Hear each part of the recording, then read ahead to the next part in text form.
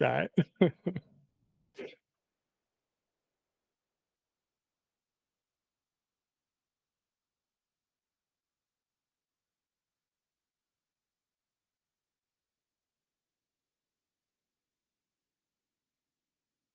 I'm back. Still here.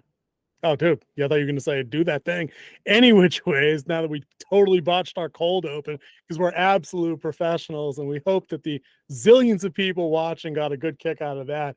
But dude, hey guys, welcome back to Winter Wolf's Den. Winter Wolf here, King Z over there. I'm back after a little bit of time away on a much needed vacation, just in time for Star Wars Day. May the fourth be with you, King Z, and also with all of our people checking in today. We're going to go for a lighthearted stream today. We're going to talk all things Star Wars that we enjoyed, what we love most about the franchise, and we're looking forward to chatting with folks when they stop by. King Z, what's next? I'm a noob at the live stream.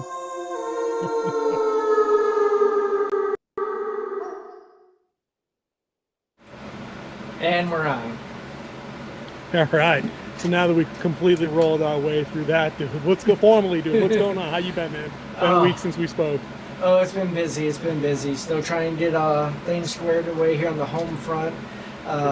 Planning some stuff for my future. Readjusting the studio. As you can see, I'm at a new camera angle, so as I'm trying to do things. But I have a big recording going on NetSuite that I'm doing, so from Thursday through Sunday of NetSuite, I'll be busy, and my studio will be broke down until I gotta take all my equipment with me. Yep, but looking forward to it. True. I'm glad you're able to jump on last minute too, because you know it's tough these days in Star Wars fandom to get up about anything. There's a lot of bad out there. I know some people are enjoying just about everything that rolls through because they've got soft hearts like that. And more power to them. I wish I could be one of those guys. You and I have been through the thick of it as far as Star Wars goes together, covering some of their stuff. I know you haven't watched all of it. But we've seen the thick and the thin, and we've read their trends and whatnot. But today I just kind of wanted to get back and just talk about the stuff that we love the most about Star Wars. I was telling you before the show started today, last minute I was able to get in to see Return of the Jedi last night at my local theater. I think it was the last night of their because they were supposed to only be on for like a day, but that week started, or that day fell on when I was on vacation. I was kind of pissed that I missed it. And when I was looking for something to do yesterday afternoon before I went back to work, I saw it was still playing on an evening show. So I got my ass out of the seat, got over there, got into the theater, got caught up in the moment, went on the ride, emotionally for Return of the Jedi. The end of the movie came, and I'm like, this is logically where, unfortunately, the saga ends for me. There's no reanalysis or rewatching, recontextualizing the sequel trilogy from me that's ever going to put it in the same league as the original trilogy for me. But I really wanted to talk, Star Wars with another fan today, just about the better stuff. And I really think the original trilogy is better stuff. Yeah, don't mind me as I'm still monitoring everything that we're doing as we're still learning everything. So if you see me doing other stuff on camera, just realize I am still paying attention, just making sure you guys are getting the best type of stream. I don't know why I'm looking over there, because that's where the stream is. I need to be looking here at the camera. All right, see? True professionals. See, I know why you're looking over there. It's because, total disclosure, King Z told me before the show started that he just picked up Rogue Squadron for free on Amazon Prime Gaming, and he's probably working his way through an X-Wing mission while he's trying to do the production of the stream here. We're not going to fault him for that, though. It is May the 4th, so we'll let it slide. But it's a Star Wars game and not like Star Trek Online or some bullshit. Oh, that's right. But that was a horrible game, by the way. But we're not talking games today. We're talking Star Wars. We're talking. Let's talk movies, dude. We're talking about a movie that changed a generation. Do you? We're talking about a movie that's changed a generation. 1977, the first one was released, and I think the 70s show hit it perfect with this, where they were talking about where Topher Grace's character was, Eric. He went and saw it, and he was addicted. I think he went 9, 10, 15 times to go see it.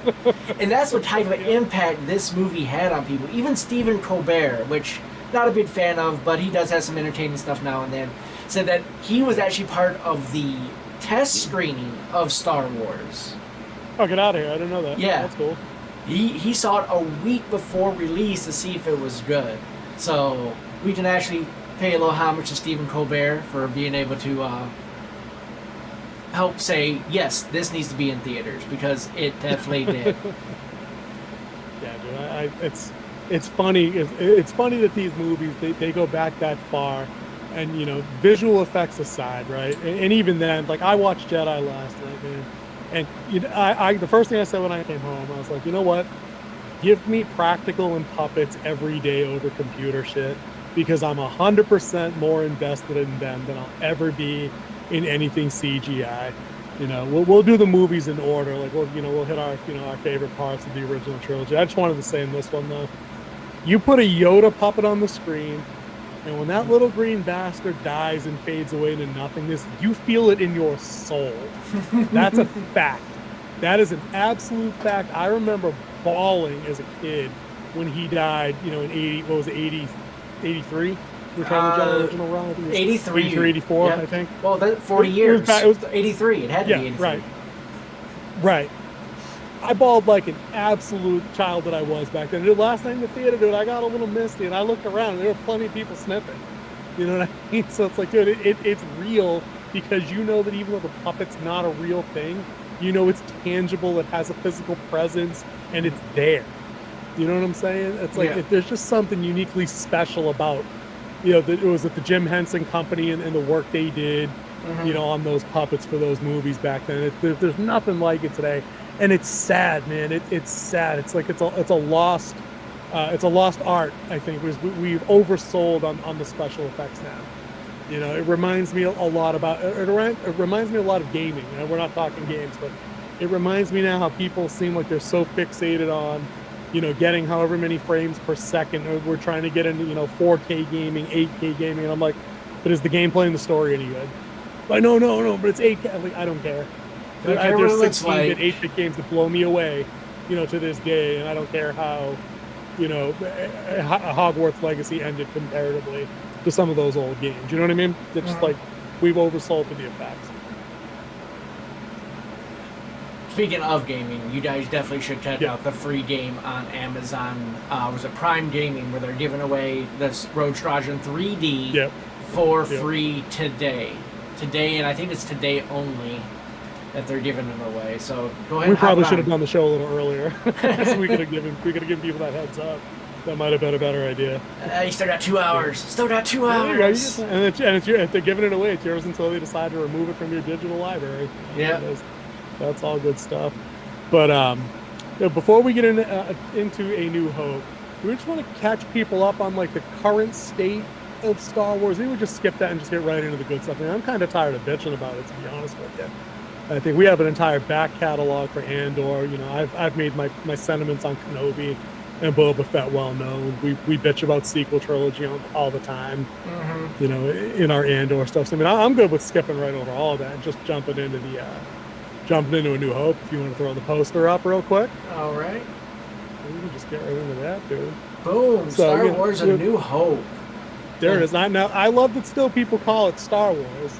Yeah. And through no fault of their own, it's like a ubiquitous title. Like if you tell me, hey, what's your favorite? If you ask me what my favorite movie is in the series, and if anybody ever answered the question Star Wars, I'd know you meant A New Hope. Like there's no kind of confusion there for me anyway. Even though the only time you ever saw A New Hope was during the scrolling intro. The scroll. Yep. The crawl. The only time you ever saw A New Hope, like even the original movie poster never said A New Hope. It wasn't until they came out with the digital remaster where they actually started putting the name A New Hope. What always threw everyone off. By that time, they had 57 movies. They had different versions and shit. They wanted to clarify and keep things separate and whatnot. Yeah, and then. But yeah, and like Lucas threw a lot of people off by making this episode 3. Because everyone's like, what happened to episode 4? Episode 4. That's right, episode 4. And everyone's like, what happened to the first 3 episodes? Is this the first one? But no, episode 4, A New Hope, where we start learning the life of young Luke Jedi. Wow. It's been a long day. Skip ahead. Luke Skywalker and his 2-moon Tatooine. Before we get too deep into the story, a couple pieces of trivia. Well, not trivia, but a couple just interesting things, right? That you probably know, and any of us that are been around Star Wars for a while know that Skywalker wasn't the original name. That there was another name that was intended for the character. Maybe you don't know. You want to take a guess? No, actually, I didn't know. Oh, okay. Oh, That was then one for I a didn't change, know. I could do it. I got you then. For a change, I got the little tribute piece. This is usually your department. So I'll give you a hint. They actually used the name in a couple of console games that came through within the last 10 years. They recycled the name into the main character of one of those games. No guess? No. I gotcha. So the original name that was supposed to be Luke's name and Anakin's name was Starkiller. You might remember from the sequel trilogy, Starkiller Base. Yeah. They picked that name back up. That was actually the name of a character from the two games. I believe they were Force Unleashed and Force Unleashed 2. I think they were on the Xbox 360. Yeah, I beat both era. of those games. Yep. So the character's name in there was his last name was Starkiller. He was Vader's secret apprentice that Vader had between episodes 3 and 4 within the game canon. Yeah, he was supposed to be the new Hand of the Emperor, which went out. Yes. Which was Mara Jade's character, the Hand of the Emperor, the Jedi assassin. You got it. So that was tidbit piece number 1, and then tidbit piece number 2. Do you remember how old you were when you first learned that there were going to be 9 episodes? Were you an adult? Were you a teen? How far back did you learn that? I knew he had 9 planned originally. I think it was after the Phantom Menace came out. Okay, so you're basically a young adult at that point. You're just about post-college or early Army days for you, right? Early Army days. Oh, right. So I was like 9, and I'll tell you why. Because maybe you remember on old Nickelodeon cable network, there was a show called Double Dare. Yeah. The family would show up. There was like a trivia portion, and then they messed up. They had to do the gross stuff, and then the obstacle course at the end to find the flag or whatever it was. Yeah. Okay? So one of the questions in that, and I'll never forget this, was in the 9 planned episodes of Star Wars, which 2 characters were the only ones that were going to be featured in all 9 films? And you know the answer to that because you and I have discussed this before. Yeah, it was Luke and Han. No. Come on, dude, you're better than that. It was C-3PO and R2-D2. Oh, yes. The whole saga was supposed to be viewed through their eyes with R2 recording kind of thing. But then they changed it when he did the prequel one. Right. He screwed up. Yeah, because the first trilogy was through the eyes of the droid. The prequel trilogy was through the eyes of the Jedi, and then the last one was supposed to be through the eyes of the New Republic, actually. Right. So it was that far back. It was a trivia question on Double Dare, and I remember like 9-year-old me was like, "The fuck did he just say? 9?" Because you remember, dude, back then when I was 9, they had like 3 done. That was it. It was like 4, 5, and 6, and that was a wrap. Like, the Vader did his thing, Luke did his Jedi thing, and everybody lived happily ever after, blah, blah, blah. When he said 9, I was like, Billy, that's some bullshit. And 9-year-old me hung on to that for years until, like you said, the Force Awakens announcement came out, and like I was in college. So the announcement must have been 97, and then it came in 98 or 99 or whatever year that, or 2000, whatever year that finally came out. And I just thought that was just wanted to tie that into the original, the younger Winter Wolf pup days of how long I've waited for some of these movies to be done. Yeah, and Lucas even said when he was doing the prequel trilogies, like, each trilogy takes me 10 years, takes me a decade of my life. Yeah. And that's the reason why he wasn't going to do 7, 8, and 9, because he said he's not going to use the last decade of his life to make Star Wars. Yeah. And dude, and we can talk Lucas for a second. Dude, I can appreciate the man's visionary status as a legend, for what he brought to the big screen and whatnot, for all his strengths and weaknesses. He's not like an idiot savant or anything like that, where everything he does is flawless, even within the thing that he's really, even within the vision of the really good thing that he did. All the movies have their faults. The prequel trilogy obviously has its faults. The sequel trilogy is a monstrosity, but he had very little to do with that, as we know. The geniuses at Lucasfilms thought they knew better, and tossed out all his scripts, tossed out all his treatments, and said, "Nah, we got some other shit planned. All your ideas about continuing the line that you had for 40 years, are probably, we don't need that shit. We're gonna make up discount Wish versions, of all your shit and run with that, even if it doesn't in any way, shape, or form connect appropriately to the ending of episode 6." Excuse me. So yeah, we can throw them a freedom rocket right there to Lucas. We can do that on YouTube, right? Can we throw people the bird? I'm not sure. You might have to put a black box over that. I don't know, whatever. I swear all the time. I'm sure I could throw somebody the bird. Anyway, but dude, let's talk New Hope. Let's get on with the positivity here, man. Dude, first impressions of the movie. If you remember back when you were like a young kid, man, How the old Star was Destroyers I? chasing down the Corvette. Like you know who the good guys and the bad guys are instantly just because of the tone. Like you were Yep. scared for like the rebel troops on Leia's ship as they were taking up positions in that first hallway. Oh Dude, yeah. I love that scene, man. Dude, Okay. did you like? Was that for you too? Do you like that scene also? Just that open? And I also like the way they redid it in Rogue One too, because it rehashed the whole how badass Vader really is, and that's what you get introduced to the bad guy right away, which is huge. Oh, phew. You never And see he's not that messing anymore. around. So Yep, true. like what I was talking about before with like Brandon Sanderson, he was talking about the purpose of a prologue. Purpose of a prologue is to establish a promise or to give you a view of what you're going to see later. And that's exactly what they did here at the very beginning of A New Hope.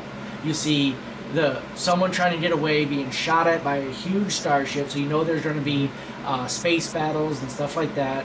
And then you have this big, tall guy in a huge black robotic suit with a laser sword just burning through everything that goes through him. And then he has like no mercy whatsoever. In which, I've watched so many documentaries on this. The original voice of Vader. I am so glad they found James Earl Jones to do the voice of Vader. It brought a whole new level of evil and dynamic to his voice. Yeah. Yeah, you modulated it. It's next level. It's imminently intimidating. Dude, I like that you were talking about Vader cutting through dude. That was the Rogue One thing that kind of that sets up the prologue for A New Hope. What I like most about the New Hope intro, right, is that we see there's a very stark juxtaposition between the rebel troops, man. They all got their uniforms on. They all look like run-of-the-mill soldiers, just dudes doing their job, just like taking their positions, trying to do the best they can. But when that charge goes off on the door and the Imperials breach, dude, here come these dudes in like white body armor. They got these creepy helmets on. They look like they got integrated gas masks and all kinds of crazy shit. And the Imperials just start blasting dudes. Like at this point in the series, they could still shoot. You know what I mean? Like they're absolutely dude, they get the rebels on the run inside. They take their losses, but they get the rebels retreating down hallways within like 10 seconds. Like it's like a breach and clear, and it's sick, right? And then, right? Then you see Vader for the first time back in 77, and you have no idea what the hell is going on. No. It's this dude who's like 9 feet tall. He's got a respirator and a cape, and he's in all black. Like, what? Like, dude, who is this dude? Who is this dude? And it also paid homage to the spaghetti westerns, where you had the bad guy in black and the good guy in white. In which you notice Princess Leia's outfit was a white robe-ish type thing. So I'm glad you mentioned my girl, because I said earlier, I saw Return of the Jedi last night. I was talking to my brother a little while ago before the show. He might jump on. We'll see what happens. I jump on the chat, I mean. And I'm like, dude, I counted no fewer than 5 or 6 badass Leia moments in Return of the Jedi. So I'm going to get this part of the show out of the way, where I do the thing where I go, Rey Palpatine can't hold a fucking candle to Princess Leia, General Leia, whatever you want to call her, General Organa. She'll always be a princess to me. That's right. That's just how that is. In Return of the Jedi, I'll save it for the Jedi, but let me just say, there's 5 or 6 beats in that movie where I'm like, okay, and not one dude cared, and not one dude complained, and that dude over there cheered when that happened, and everybody cheered when she choked out Jabba the Hutt. So can we put away the bullshit that dudes in our age bracket don't like strong female characters? Just stop. Just stop it. It was on screen in front of you for 2.5 fucking hours yesterday. We were always fans of good characters, male or female. Fact. End of discussion. Yep. Rant over. Back to A New Hope. Now, as you guys probably know, Kingsley and I are both writers / screenwriters with various projects, published and in development. And Kingsley's worked actually on films behind the camera and on camera. So we like to take our lessons where we can get them.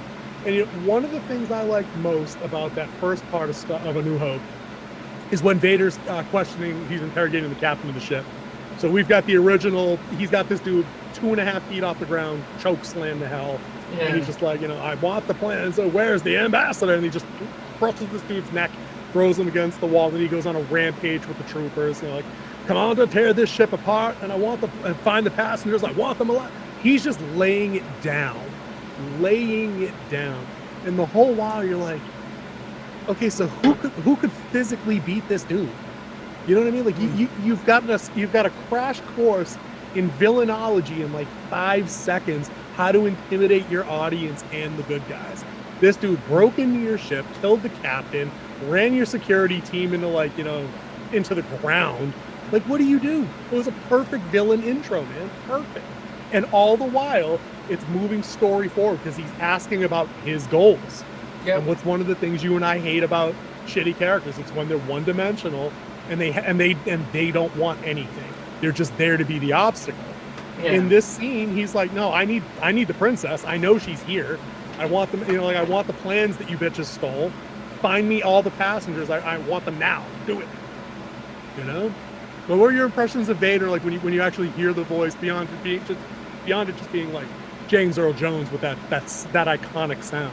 Yeah. Like, what did you think of Vader's presentation in that scene? No, I mean, you had the ultimate bad guy show up. Yeah. You knew he was wrecking. The only nitpick I've ever had about this, because Vader has his own Star Destroyer. Oh yeah. Yep. And that wasn't the Star Destroyer that captured this. It was just a random Star Destroyer that happened to be in that sector at that time or something. His Star Destroyer is what, the Executioner, I think it's called. Is that what it's called? Yeah. It's like the Super Star Destroyer from Jedi, it says, right? Yep. That is actually his Star Destroyer. He's the commander of the capital ship or whatever. Yep. Mm-hmm. Yep. Yeah, but I loved him in that scene. We get. We're not going to go scene by scene. We just talk about the stuff we enjoy. So if you want to jump in anytime with another one, I just got a quick one, real quick, just because it is Princess Leia, and Carrie Fisher just got her star on the Hollywood Walk of Fame. Well earned, well deserved. You know what I'm saying? I love it. I wish she would have been around. She should have had it while she was with us, though. But I love that she got her due. But dude, our first introduction to the damsel in distress is what? The stormtroopers have her hemmed up in a maintenance quarter. And what does she do? She fucking shoots one of them. Yeah. You know what I'm saying? Like, when she records her message. Right. Yep. She's doing she's just putting the R2 disc in, and they get the drop on her, and they're like, "There's one set for stun." She draws the sidearm, and is like, "What?" And just plugs one. She didn't even say a fucking word. You haven't heard her speak yet, and her first action as a princess is to blast this dude. I'm like, okay, tone set. So there's the princess of the movie. You are a rebel and a traitor. That was awesome. I don't know when Vader's talking to her. Yeah. I should have recognized your foul stench when I was brought on board. Dude, she's talking smack. Yeah. That's right, dude. I forgot all about that part. Dude, so here's Carrie Fisher. She's like 18 when they filmed this. I think she's like 5'2", 105 pounds in this movie. Standing next to the Vader actor, who I think is like 6'6" or something like that. He was like 6'11". Was he that big? Dude, he was huge. He's huge, right. And she's talking smack to this dude because she's like, what are you gonna do? And the princess of fucking Alderaan, like, do your best. And he was gonna, you know what I mean? They were going to. But I love everything about that setup. You get so much information. Like, they draw their battle lines so clearly because the story is so crystallized in those first. It's only like 10 minutes. Like, it's not long. Yeah. They use the phrase the Rebel Alliance, and she's working for them, and there's plans that they stole. We don't know what the plans are. I don't think they mention what they're for the Death Star yet. We're learning things as we go, but the characters know it's going because the story's been well planned. It's thought out. I'm looking at you, J.J. Abrams and Kathleen Kennedy. You know what I mean? Everything it's discrete. It has discrete points on the timeline.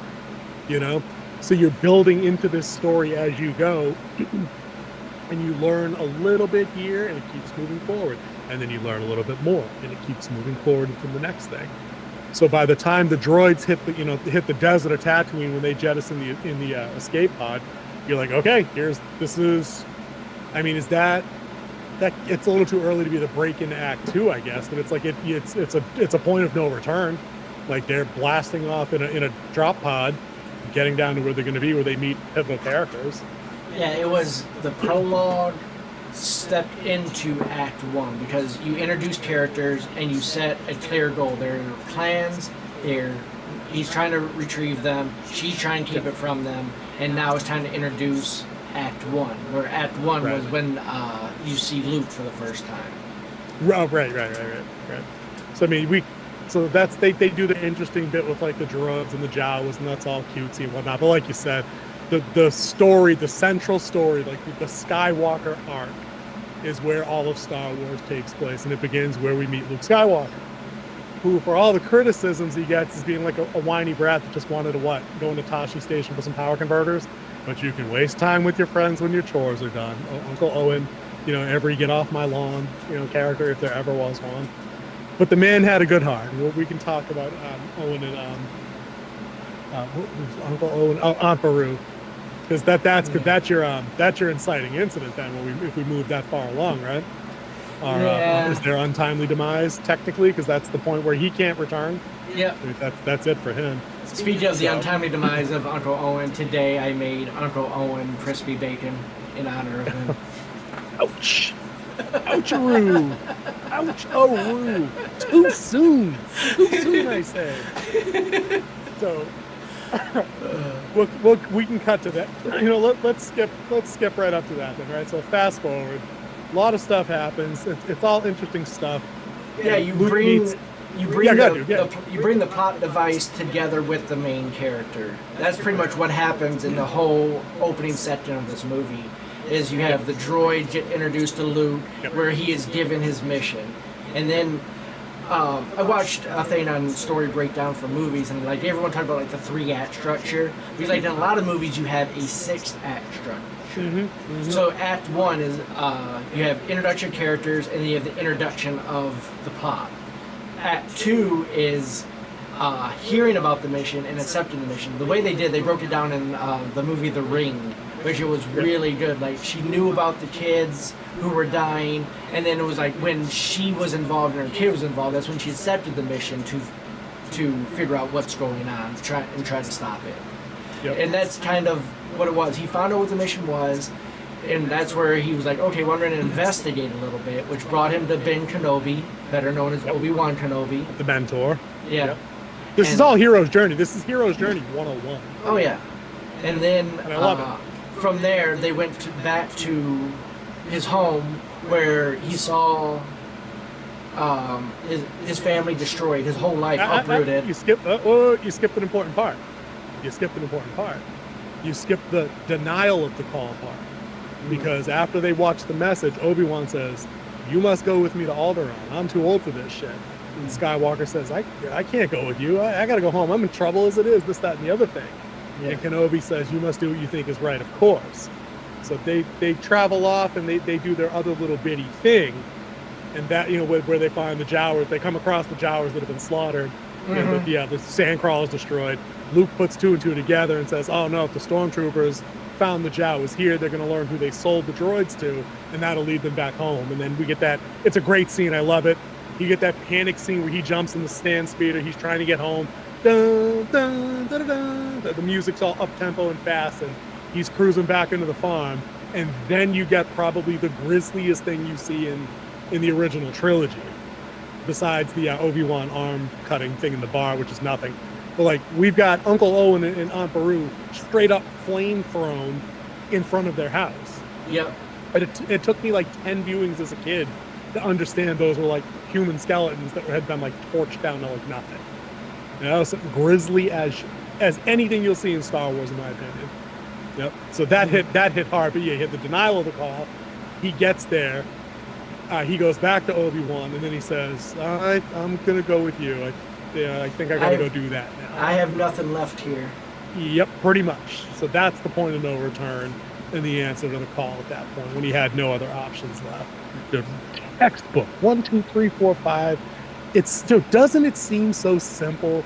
Like when you see it done correctly, it's like you don't even know it's there. You're just aware that it works. You know? And like, I'm trying to think, like, real quick, if we just juxtapose A New Hope to Force Awakens, because everybody kind of did that anyway, like when the movie came out. Was there any real logical sense about why any of the stuff happen in the opening cut of that movie. Like Rey bumps into Finn and she ends up running away with him for why? Like when the stormtroopers come, why didn't she just run and not go with him? Because she had BB-8, she couldn't have hid somewhere else, not with Finn on the Falcon.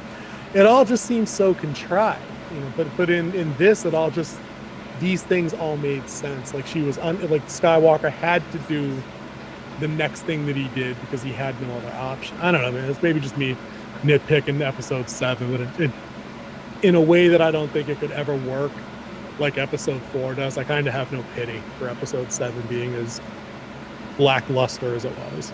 Yeah. But that's just me being hard on it. So let's skip through some of the A New Hope thing, because I don't want to run too long with 2 more movies that we got to go through. So I mean, Luke's up and about on his mission. You know, they got to hire Han. They do all that stuff, and all that stuff's really cool in the bar too. We can spend a couple seconds talking about. I think I know what our viewers would say, dude. We all know Han shot first. Right? Yes. Like, does anybody actually think that Greedo shot first when Jabba wanted Han alive? Yeah. Really? Having Greedo shoot first ruins the whole rogue element of Han Solo. Yep.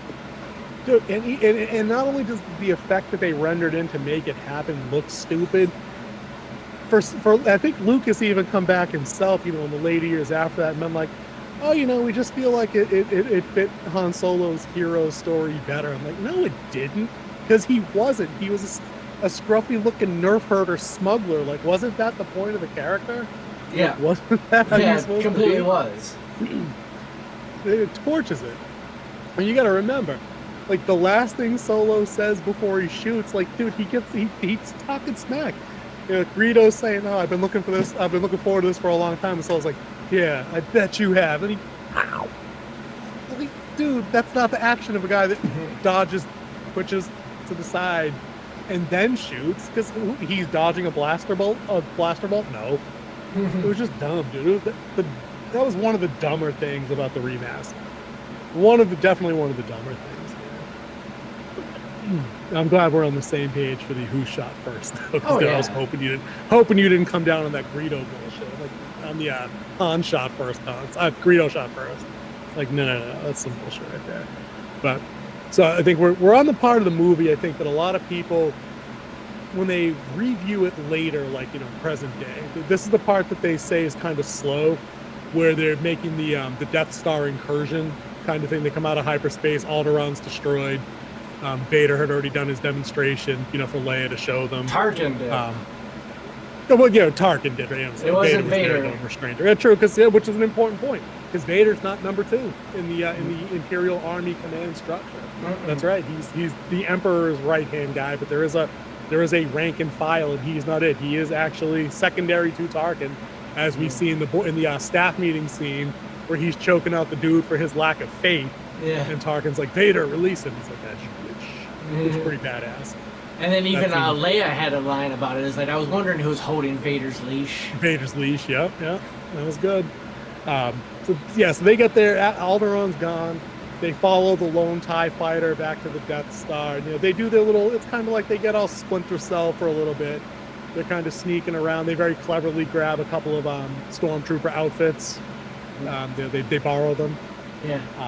Which is pretty cool. They run through all that stuff. You know, they get a load of the tractor beam. They randomly, which is, people call it contrivance, but I'm like, well, I mean, is it really a contrivance? Like, you know, they discover Princess Leia's on the Death Star, and then they side quest to rescue her, which makes sense because Solo wants his money, and that's how Luke gets his attention.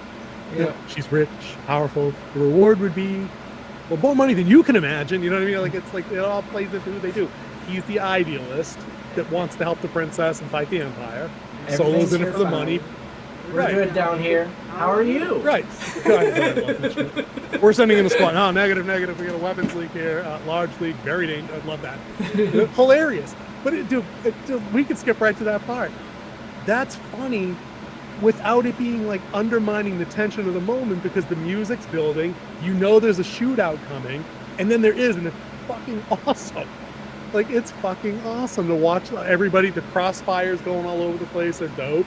The heroes get penned in. It's like it's a nonstop thrill ride, pretty much from that point for the next like 15 minutes. Because after they survive that, they fall into the garbage chute, which terrified me as a kid. Because I'm like, how the fuck would you get out of this?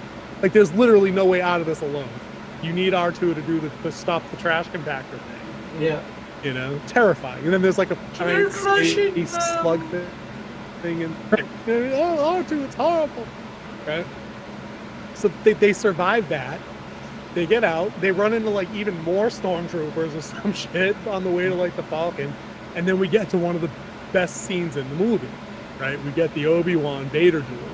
Right? The choreography is awful by today's standards. Alec Guinness was like 1006 when they filmed it, so I mean, whatever. Yeah. But it's like it wasn't about the choreography. It was about the storytelling, about the mentor meeting up with his old pupil, which is why the Kenobi series is so bad, right? Because he gives you the line where he's like, you know, what does Vader say? Obi-Wan Kenobi. Last time we met. I was the learner. Now I am the master, kind of thing. Like, only a master of evil, dog. And then they start crossing blades, and it's like they're fighting with laser swords. Man, 7-year-old you is your mind is fried because you haven't seen anything like that. You know, I'm still blown away by lightsabers, as dumb as they've become in like the animated shit. And they're overused in like every Star Wars thing now except Andor. Yeah. You know, but you love to see that.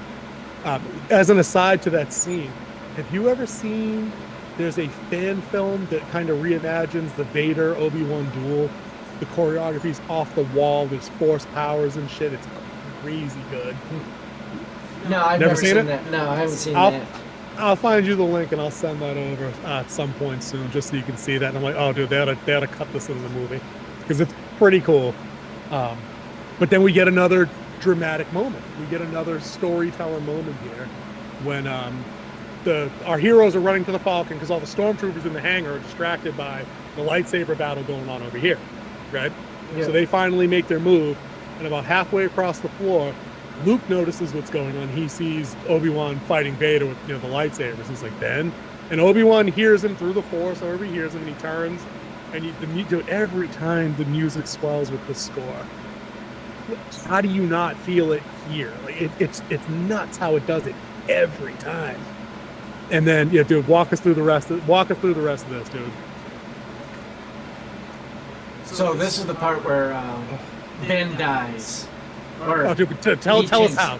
But the best part is like he knew it was coming. But the thing was, he just started concentrating. Like, you knew there was something else to this whole thing. Where because he kind of stopped fighting, and he brought it up. And before he did it, he noticed that Luke was watching him too first. Yep. And then it was like, and then he came to hit him, but he never actually made contact to anything but his robes, which for some reason he didn't burn through. Didn't cut in half. Doesn't matter. Inconsequential detail. He just fades away. And and then that's where Luke associates Vader with bad as well. Even though you hear stories, he actually witnessed it. There's a difference between hearing stories and witnessing a story. Then I love. Then they started getting blasted because he kind of broke their stealth too by yelling. No! Which they played on it later in the prequel trilogy, and then they pull him like, we gotta get out of here because blaster fire started coming in. They hopped into the Falcon and disappeared. Dude, I love that shootout because after he screams no, he just starts blasting. And he's blasting. Solo, again, everything is smart. Solo says, blast the door, kid. And he shoots the door, and the door closes and stops Vader from coming through. Now, at this point, we don't know anything about the Force, really, about how Vader probably could have crushed the door open or grabbed the Falcon with the Force and pulled it down. Any of the exaggerated shit we get in the games. But it's just a smart thing to do. You're stopping Big Bad from coming through to do whatever he can do. Reorganize the troops, give orders, whatever, right? Yeah. And then for the first time, you hear Obi-Wan's voice, like his Force goes, he's like, run, Luke, run. And that's what gets him to go. Yeah. Because he's just still blasting stormtroopers away, like laying them down. And again, the ride never lets up because the music's still swelling, right? They get in. They're able to go because Obi-Wan had the tractor beam down. they make it out a short way. They have like a really dark moment of the soul moment therein. You know, Luke's sitting at the table. He's all bummed out. I can't believe he's gone. Leia puts the blanket on him and shit. And then Han's like, yeah, listen, we got a couple ships following us here, bucko. We need you to get up in a chair and do some shooting. And the adventure's right back on track. Like, they gave you just enough tension break, but then him and Han have to man the quad lasers. You know, apparently there's only 4 TIE fighters on a Star Destroyer back then. I don't know, maybe the budget wasn't there. Like, now they attack in swarms. They only had 4 to send them, I guess, whatever. But dude, that was a great shootout scene too. Yeah. You know, it's one thing after another, man. I thought the TIEs kind of spinning in formation as they kind of rotate around the Falcon. They're kind of shooting in. We see the droids getting bounced around the back and everything. Yeah, I love that, man. So I love that part too. So they might have only launched 4 because they believe that's all they needed Good for a point. transport Good like point. that. Like, why Good waste more resources on On that hunk of junk. Yeah. Not where it counts, kid. Yeah, dude, that's what I mean. Dude, because you got to remember, right, the first time they hire him, they get up into the hangar. They walk in, the music's it's kind of like building into the reveal, and Luke goes, what a piece of junk. And Solo looks straight up offended, like somebody slapped his mama in the face. Yeah. You know, it's good shit. I love it. I love everything about that shit, man. When I was just on vacation, we did the Smuggler's Run ride, and I got to walk on it. I had never been on the ride before. Down there at Disney, and like, dude, I got on that ship, and I'm like, dude, I saw the chess table, and like, this is like, I gotta hold the line up for a minute here. Mm-hmm. I have to actually just stand here and look around. I'm probably never getting back down there. You know, not at that price point. And I'm like, dude, this is fucking nuts. Like, this is fucking nuts. Love that shit. Love it. So they make their escape. Yeah, go, dude. Go. Listen, Anytime you want to interrupt. I have a new strategy. Let the Wookiee win. Let the Wookiee win. Love it. Now, one of the, I think that they also at one point, is this the part where Leia tells him, like, Han's like, oh, we made it out of here. And Leia's like, oh, they let us escape. It's the only reason we got out so easy. And we find out that Vader had put the tracking device on the ship. Mm-hmm. And that's how they were able to follow them to Yavin 4, and this is what kicks off like the end of the movie. So Yeah, in the because final act, they deliver the plans, and then they have the whole brief, and then they know that the star it shows up. It's a whole way of, if you can't take Muhammad to the mountain, bring the mountain to Muhammad. Yep. Dude, perfect explanation. But the rebels have just enough time basically to analyze the plans. They ready their fleet, and dude, as a kid, you just love to see it because all these things, they're all real. Like, the X-wing is a real thing. I mean, yeah, it's on a crane, but they don't show you the effing crane. That's movie magic. They show you, actuated wings that can open and close, and everything. All the metal is dingy and dinged, and it looks like it's used. Like, the helmets are all cracked and paint peeling. You know what I mean? Everything just looks like some shit that's been laying around that people have actually used and lived in and tried to maintain, and it's just like you're just in it. There's nothing shiny, you know what I mean? Everything looks distressed, man, and it just makes it feel like it's there, Yeah. I think that's movie magic. Like, I don't know about you, I mean, you work behind the scenes, so you've seen a lot more than I have. Oh yeah. But I go out of my way when I see Facebook articles and things where like the headline is, behind the scenes of Star Wars, a Star Trek, or RoboCop, or Terminator. I don't read them. I don't want to see the pictures that show them putting the prosthetics on Vader or on RoboCop, or how any of the wire fu worked in the Matrix. I don't need to know. I don't give a shit how it works. It does not need to be anything I know, because you've sold me the effing story. If it works right, I don't want it ruined. I remember one time I saw one model of the Death Star trench that they use for the last what we're talking about now, like where they make their run. And dude, I saw that, and I was angry for 2 days after I saw that picture. I was pissed. I was like, I didn't need to see that. And as I didn't need to know. I always like that type of stuff. It's plastic. Dude, I want to say, magic, bro. Don't ruin the magic, because for me it was like I wanted to know how they did it, how they built it, all the time they put into building these things to make it happen, just to blow them up for our entertainment. Yeah, all right, that's true. I mean, that's fair game, man. I mean, like it's like the same thing with like Lord of the Rings. Like I know they built a 1/6 or 1/6 scale, whatever thing it is for Rohan for the Theoden city. You know what I mean? Like I know all those things exist over there in New Zealand, like the small version that they shoot all the landscape shots from, like the distance things. I know they shot on scene for the smaller things that are life size. But I still don't want to see the 1/6 version of Rohan, of Eridas, or whatever the name of the capital city is there. I don't want to know. I don't need to see Minas Tirith up close where I look like fucking Godzilla stomping through the roads. I just don't. I don't want to see it. Now, it's cool if you want to see it. That's fine. You're into that. You work behind the scenes. You've seen some cool shit. I'm just a guy that sits in the movie seat and, and talk shit about bad movies after I see it.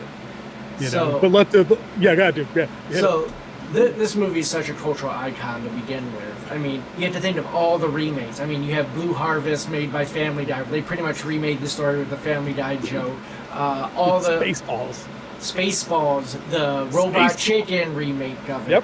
Yep. I mean, you have so much that it's in the dialect of most TV shows. Like some of them were like these aren't the droids you're looking for type stuff, or it's a elegant weapon for a more civilized type. Yeah. Yep. I love that Obi-Wan line. Oh, dude. Oh, so good. I like when he picks it up and he like looks down at it and I'm like, dude, just don't hit the button because the lightsaber's going through your eyeball. Yeah. Dumbass Luke Skywalker's holding the hilt like facing his roll credits. Well, end of movie. Palpatine, somehow Palpatine came back. Somehow Palpatine didn't need to do anything. Dude, you talk about dude, it's called Rocket. Aren't all 3 original films in the with the Congressional Vault, what's it called? The AFI Congressional Film Vault, they're protected. Like they're sealed somewhere in the event of like an extinction level event. Like we have these films set aside, like with like seeds for our crops and shit. You know what I mean? Like that. Yeah. That's where they are. It's crazy to think that it's just a space wizard movie for kids. No, it's not. No, it's not. Nope. And even if it was, it doesn't matter. There's things that are said in this movie that only adults would recognize and understand what they were about. And I'm not talking about like dirty jokes or anything like that. And like when we like the stuff about the Force and spirituality and finding balance and focus. 7-year-olds watching that shit. I didn't care about anything Yoda said when I was 7. But the 25-year-old me heard that again and was like, oh, you're right. That is the thing. And then you get a little bit older and you have a couple of kids or something. And you're like, oh, I see what you would do. Oh, you know what I mean? And it was never for kids. The toys are for kids. That's fine. But the movies, merchandising. I love that. Dude, we could do a show on Spaceballs sometime, man. That's a favorite of mine too. But let's talk about the run on the Death Star, because a bunch of cool stuff happens in this scene. Now, I know that they said along the line somewhere that it was cut wrong, like it's edited wrong. I never noticed this as a fan, but I guess there's scenes that are happening that don't match up with the score because of how things, like there's certain swells to the music where there's nothing happening, and then there's certain dips in the music and things are happening. And I'm like, I don't know, it all worked for me. I don't know if you ever noticed anything like that. Speaking of the editing actually saved this movie from not making it in the theater. Lucas's wife saved this franchise. Yeah, if there's a whole documentary out there called Star Wars Saved by the Edit. Like he had a whole bunch of useless stuff in there. Like there was a scene where Luke was on Tatooine watching the space battle up above, and it's like, and like scenes were like, the way that the scene order is in the movie that we know and love wasn't the actual order of them. Like you weren't finding Vader until like halfway through Act 1. Like you never saw Vader until halfway through Act 1. Oh, dude, imagine that. Imagine that as the theatrical release. Imagine that. Yeah. How stupid that would have been. That's sequel trilogy level stupid. To save your villain until the halfway point of a 2-hour long movie. Yeah. Sequel level stupid. There was just so much where they moved scenes around, recut the scenes for different areas of the movie. Like the scene that where Vader was search the whole place for him now. Like that was like actually later, but they moved it like it makes more sense here. Brilliant. That whole scene. Brilliant at the beginning. Yeah.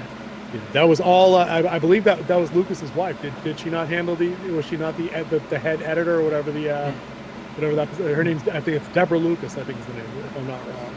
I believe she's the one credited with making Star Wars what it was. It's like you said, George's creative vision is just this massive world that's in his head. Yeah. You know what I mean? But it required focus and tightening. And a lot of times, that's the criticism we've seen over the last 20 years. The difference between the original trilogy and the prequel trilogy is that by the time the prequel trilogy rolled around, nobody was there to tell George no. Yeah. And to kind of rein in some of the things, like the midichlorian thing was the thing that didn't make in, the wills or whatever they were called in the original draft of the original trilogy were converted to the midichlorian nonsense that we get in the prequels that kind of destroyed the Force for a while, and turning it into turning some spiritual element of being alive and being dead into some bullshit space bacteria that was the dumbest fucking thing I've ever heard in my life. But yeah, nobody was there to tell him no at that point. Yeah, he had carte blanche. Right, blank check to do whatever. Massive success of a franchise, billions of merchandise sold in the 80s and early 90s. Why wouldn't you give the guy a blank check? You know what I mean? So, did you know what filled in for the space battles when he showed the first edit to potential investors before they did this test screening? Of A New Hope? No, I have no idea. They used World War II footage. Oh, well, of course you did. Why wouldn't you? All it is dogfights at this point. Yeah, There's nothing crazy because they were limited to the techniques and the technology. That makes perfect sense. Why wouldn't they? So the Empire was tagged with the Nazis as well as the Mustang. It was all Mustang fighters that were the X-Wings and everything like that for the good guys. Cool. Cool. I'm with that. I'm fine with that. But what was funny is when they turned the lights on, all the investors were gone. Only his friends were left, and all of them were like, we don't understand what's going on here.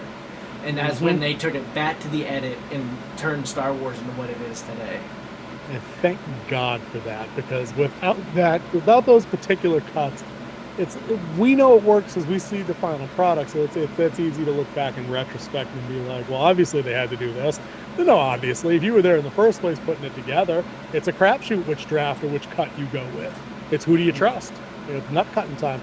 There's times when you and I work on the couple things that we've worked on, we've had differences of opinions at various points.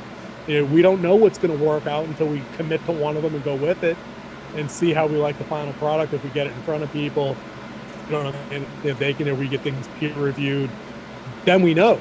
Yeah. But that's a mighty gamble when you're talking about if they were operating on a $1 million or $5 million budget back then or whatever it was. That's a lot of money, especially if it's not yours. Yep. So especially when it's someone else's money. Especially, $5 million is not a lot when it's not yours.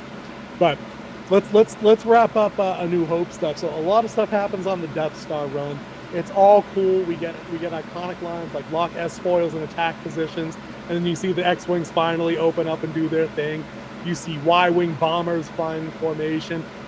One of my favorite parts about this whole sequence is Luke's the hero, but he's still not in charge. No, he's Red 5. He's Red 5. Red Leader's in charge. Gold Leader's in charge. Other people who are established, like Alliance pilots, soldiers, whatever, are in charge of some shit. Solo's gone because he got his money. Oh, that's a character beat we got to talk about right after this. So put a pin in that. You got to remind me about that. They're all making their run, and it's like, it's such a great build-up of like Red 2 standing by, Red 3 standing by, Red 5, so like, and they're all just calling it, and shit's about to pop off because now we're on the clock because the Princess Leia and the rest of the Alliance command structure, they're watching the Death Star approach on their scanner table thing, and they can see that the Death Star will be arranged in 5 minutes, and we're on the clock literally. In 5 minutes, the Death Star, which we know can obliterate a planet in a single undodgeable, unshieldable shot, it's bearing down. Yep. And you're like, oh, dude, so we can't fuck around. Like, we can't just nitpick all their little turrets on the Death Star and get in there safe. No, go. Like, it needs to be gone. Like, now, we gotta go. Yep. I love the tension set up of that, but I got to stop there for a minute. Right? We got to talk about Han Solo, right? Because he's a smuggler, he's a pirate. He's kind of an outlaw. He's an outlaw, presumably. He's a smuggler, right? So he's not a good guy. Well, allegedly. So he gets his money, and he's like, dude, I'm out of here. These guys are fucked. Luke, why don't you come with us? We could use you. You're pretty good to fight. And Luke gives him the idealist speech. Yeah. Oh, come on, look what they're up against. They could use a good pilot like you. And he's like, nah, it'll be fine. A little critical drinker. Nah, it'll be fine. I'm not And he for ta- failing cause. Yeah, dude, he's like, no, I'm out. But Luke kind of burns him on the way, and he's like, yeah, take care of yourself. I guess that's what you're good at anyway.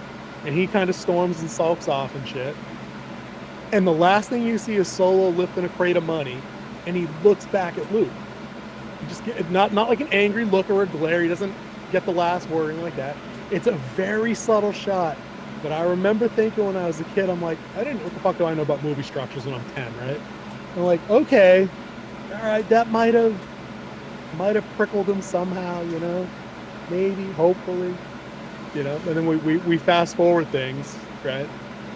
They've lost a bunch of ships. You know, Red Leaders, you know, heroically went into the Death Star run. You're like, oh shit, here it goes. Like he's in there, takes a shot. Negative, it didn't go in. Like it impacted on the side of the sweet spot of the Death Star. And the music, he gets shot down. The music's very Dark Night of the Soul again. Yeah. They're trying to peel away and figure shit out. And then Luke's like, okay, I guess I gotta go do my thing here. Right? Here's a salute to you, Porkins. Dude, Porkins is my man. I love Wedge, love Biggs. Dude, love when Luke's in trouble and Biggs just comes up straight out the front, just guns a TIE fighter and flies through the explosion. That was pretty badass. I just think it's kind of funny Wedge, that the biggest guy on there, his name was Porkins. I'm pretty sure it was intentional, but we weren't afraid of big guy jokes back then. And I liked me some Porkins. My big dude climbed in the cockpit and was shooting down TIE fighters. It was his duty. He didn't give a fuck. He didn't have any body image issues. Believe that. His ass fit in that flight suit. He shot down TIE fighters. Died a hero. Listen, I'm more likely to go see a Porkins spin-off than I am anything with Daisy Ridley as Rey Palpatine. Believe it. If Porkins is the next series on Disney Plus, sign me up. I'm in. Whatever. Porkins growing up at the Flight Academy, I'm there. I'll watch it. You know?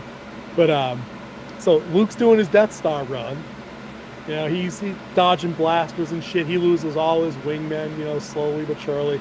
Vader and two of his elite pilots kind of swoop in behind him, and Vader's kind of toying with them. He's shooting R2, and R2's gone, and we get a shot of C-3PO freaking out about that.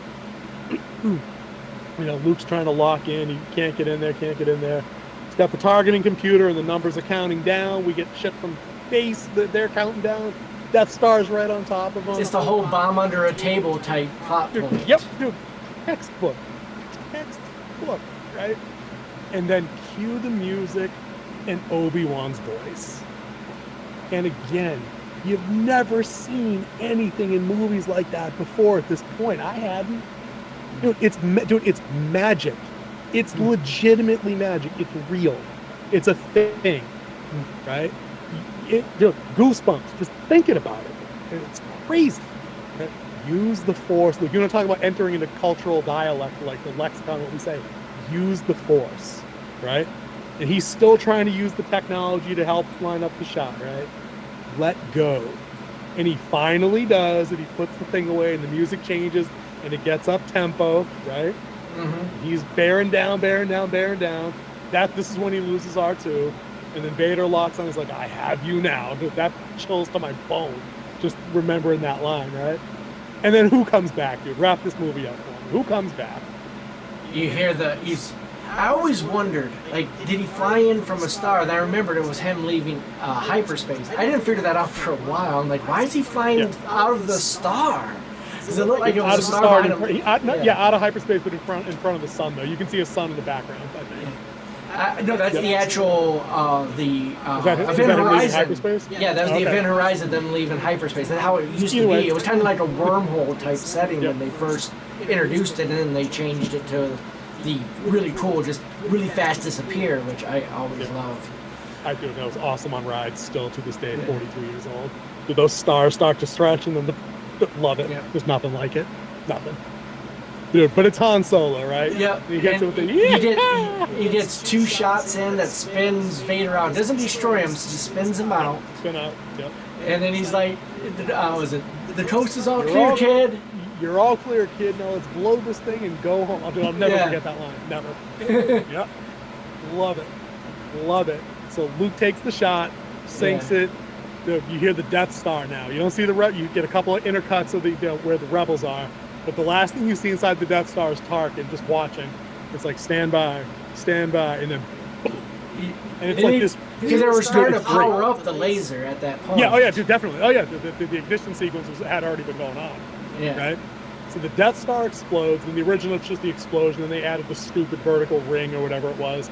But the best part of that explosion for me, right, is they're already playing like the peaceful victory, like the fluttering. I don't know my instruments or whatever. I didn't do the band thing, but it's not like this rock music heavy track. It's already this peaceful thing that lets you know the good guys won. That's a 1 in a million, kid. Great shot, kid. That was 1 in a million. And then Luke's just sitting there riding the wave with like the explosion, and you hear Obi-Wan again. Remember, the Force will be with you always. And and to this day, I think Mark Hamill's kept the secret. He's muttering something, like as he's like riding the explosion out, like it's like he's saying like thank God or whatever. But nobody knows what he said. He's never told anybody. Like it was ad lib. And like I want to know what he said because you can't really tell by reading the lips, man. I've tried to slow it down. Search the internet from here to everywhere. But there was a talk, and we do get the award ceremony when they get back, and yada yada. Chewie gets screwed, doesn't get a medal. But if there's, is there a better textbook screenwriter 101 example, right? Like if you were teaching a class on it, as far as the hero's journey goes for genre, like is there anything that does it better than this movie? I mean, there's the content aside, like if you don't like the genre, I suppose, but like I feel like they hit every single mark and set the tone for all the movies that we like after this. Like they have to measure up to this kind of flow and pacing and organization of proper scenes in the proper order that kind of you're always talking about moving the story forward.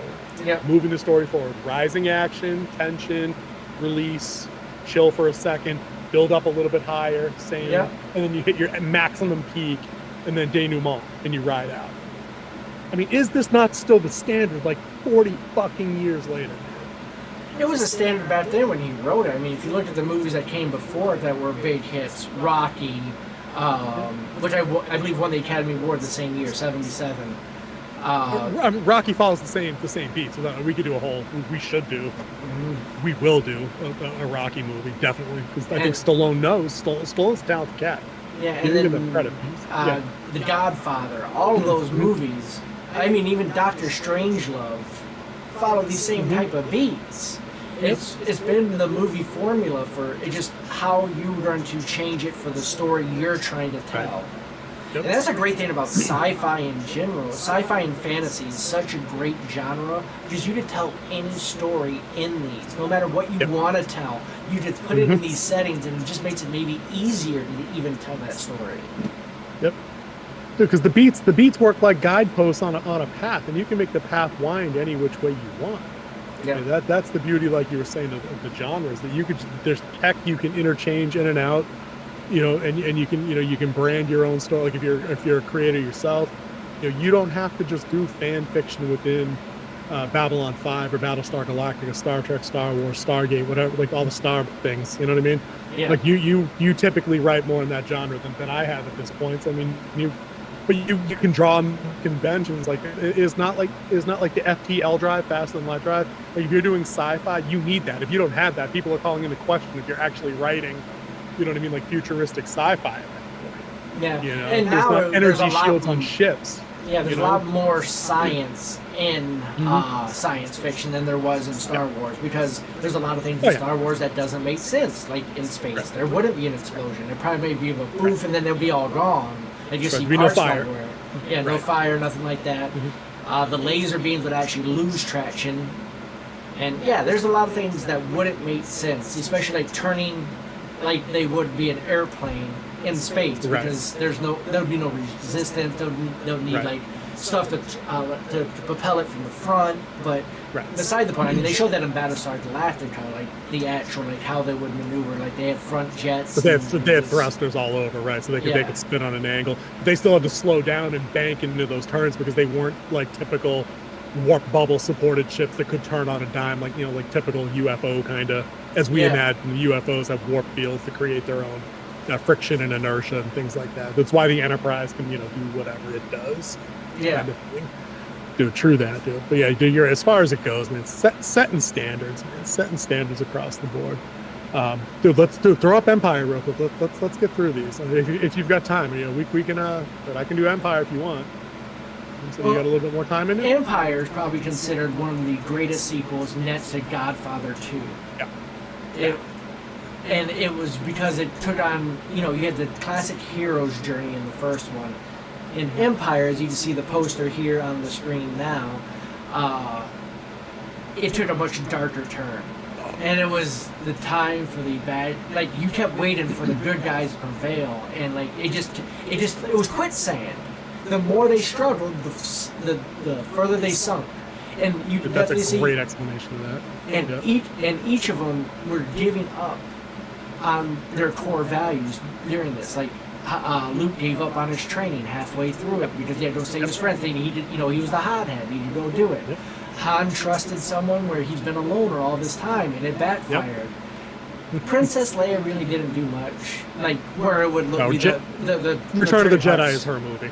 Yeah, but I mean, she didn't turn her back on any of her core principles, like the two main protagonists at this point, because you had two different groups in this. You had the Han group with the Leia, the Wookiees, and the droids, besides R2, and then you had Luke and R2.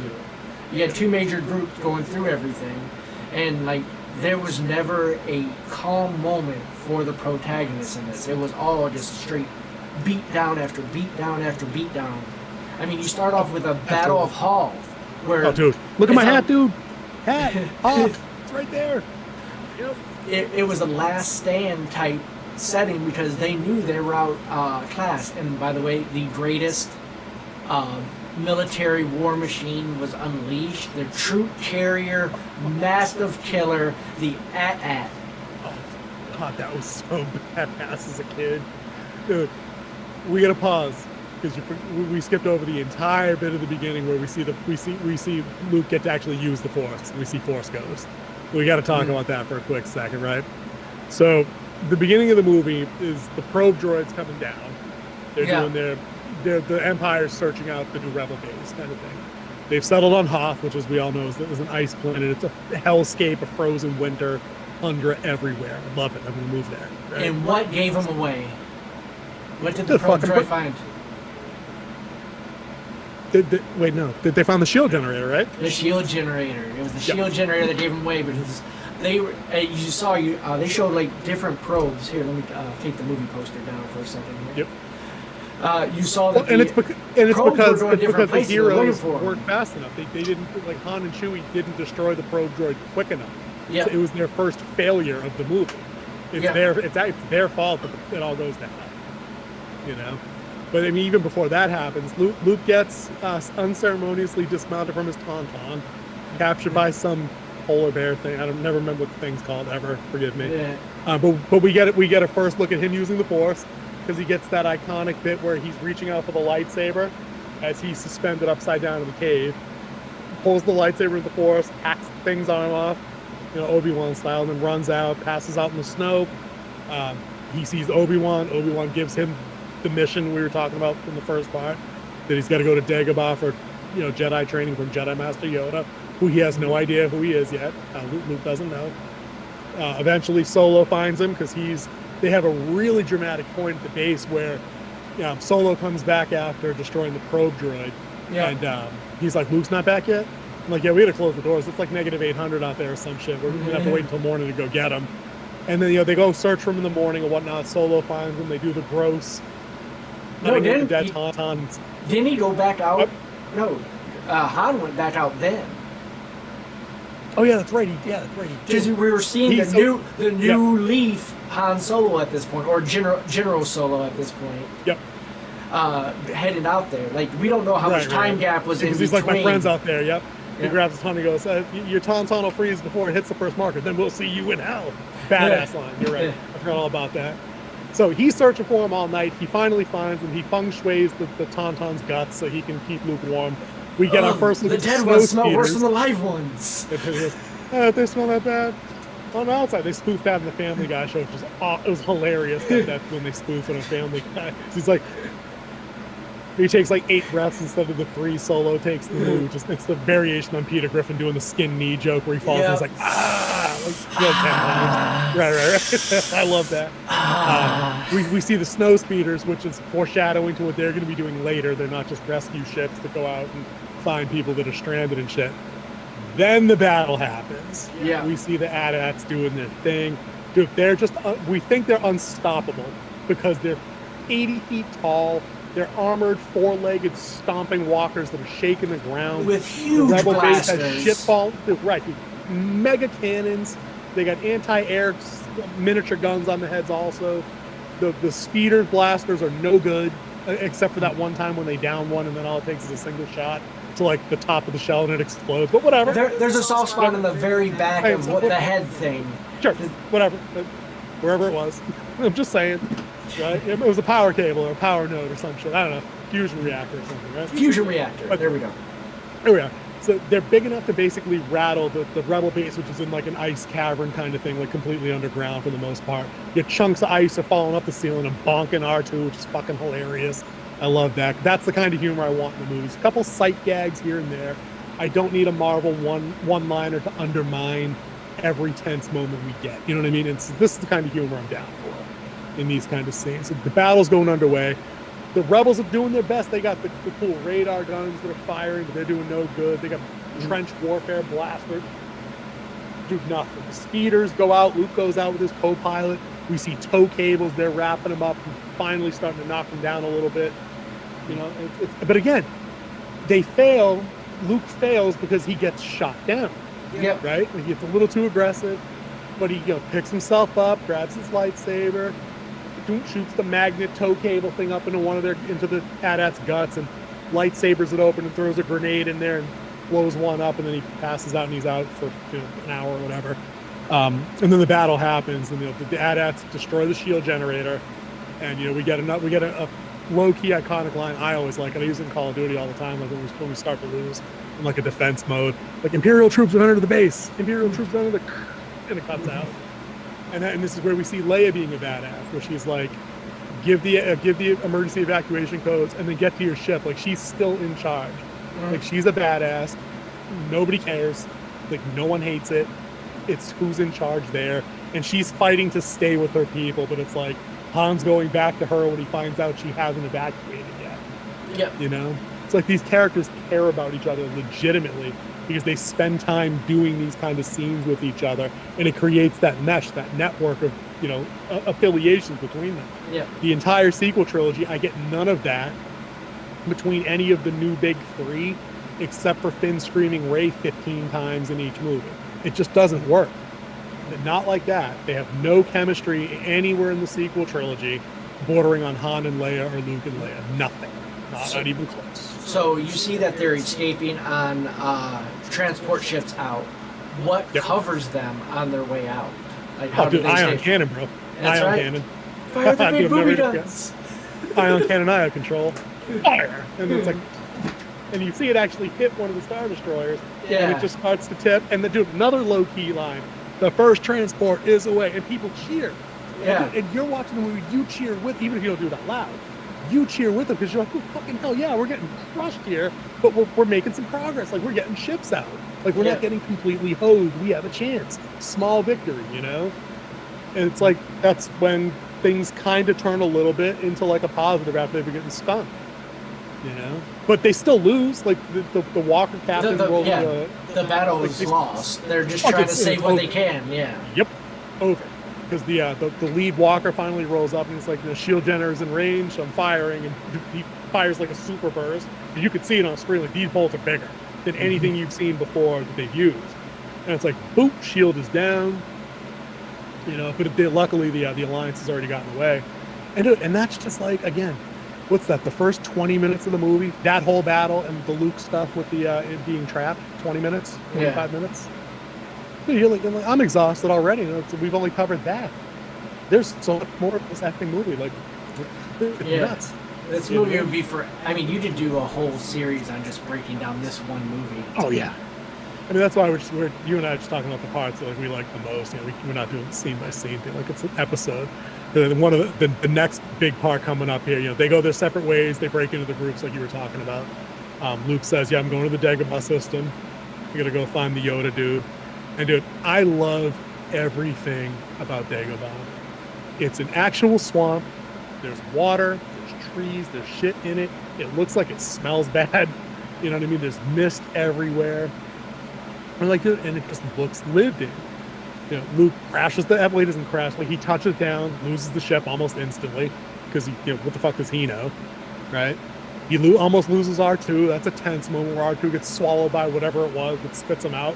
Again, Yep. kind of funny because it spits him out. And it's like, whoa, plunk, dude, love it, right? And then we get into like it's still kind of silly because he's unpacking his ship that he still has from the ship that he salvaged, right? And we meet a little green guy. The little green guy is kind of talking and laughing like a buffoon. You know, he has a little bashing match with R2 because he's stealing the flashlight thing or whatever it was, and he's going through Luke's dinner and just kind of throwing things. Oh no, and he's just kind of throwing things out. And you're like, okay. And then he says, you know, I got to find this guy Yoda. Oh, Yoda, I'll take you to him. And dude, they fast forward into like this little hut. Luke's getting all impatient about why can't we go see Yoda now?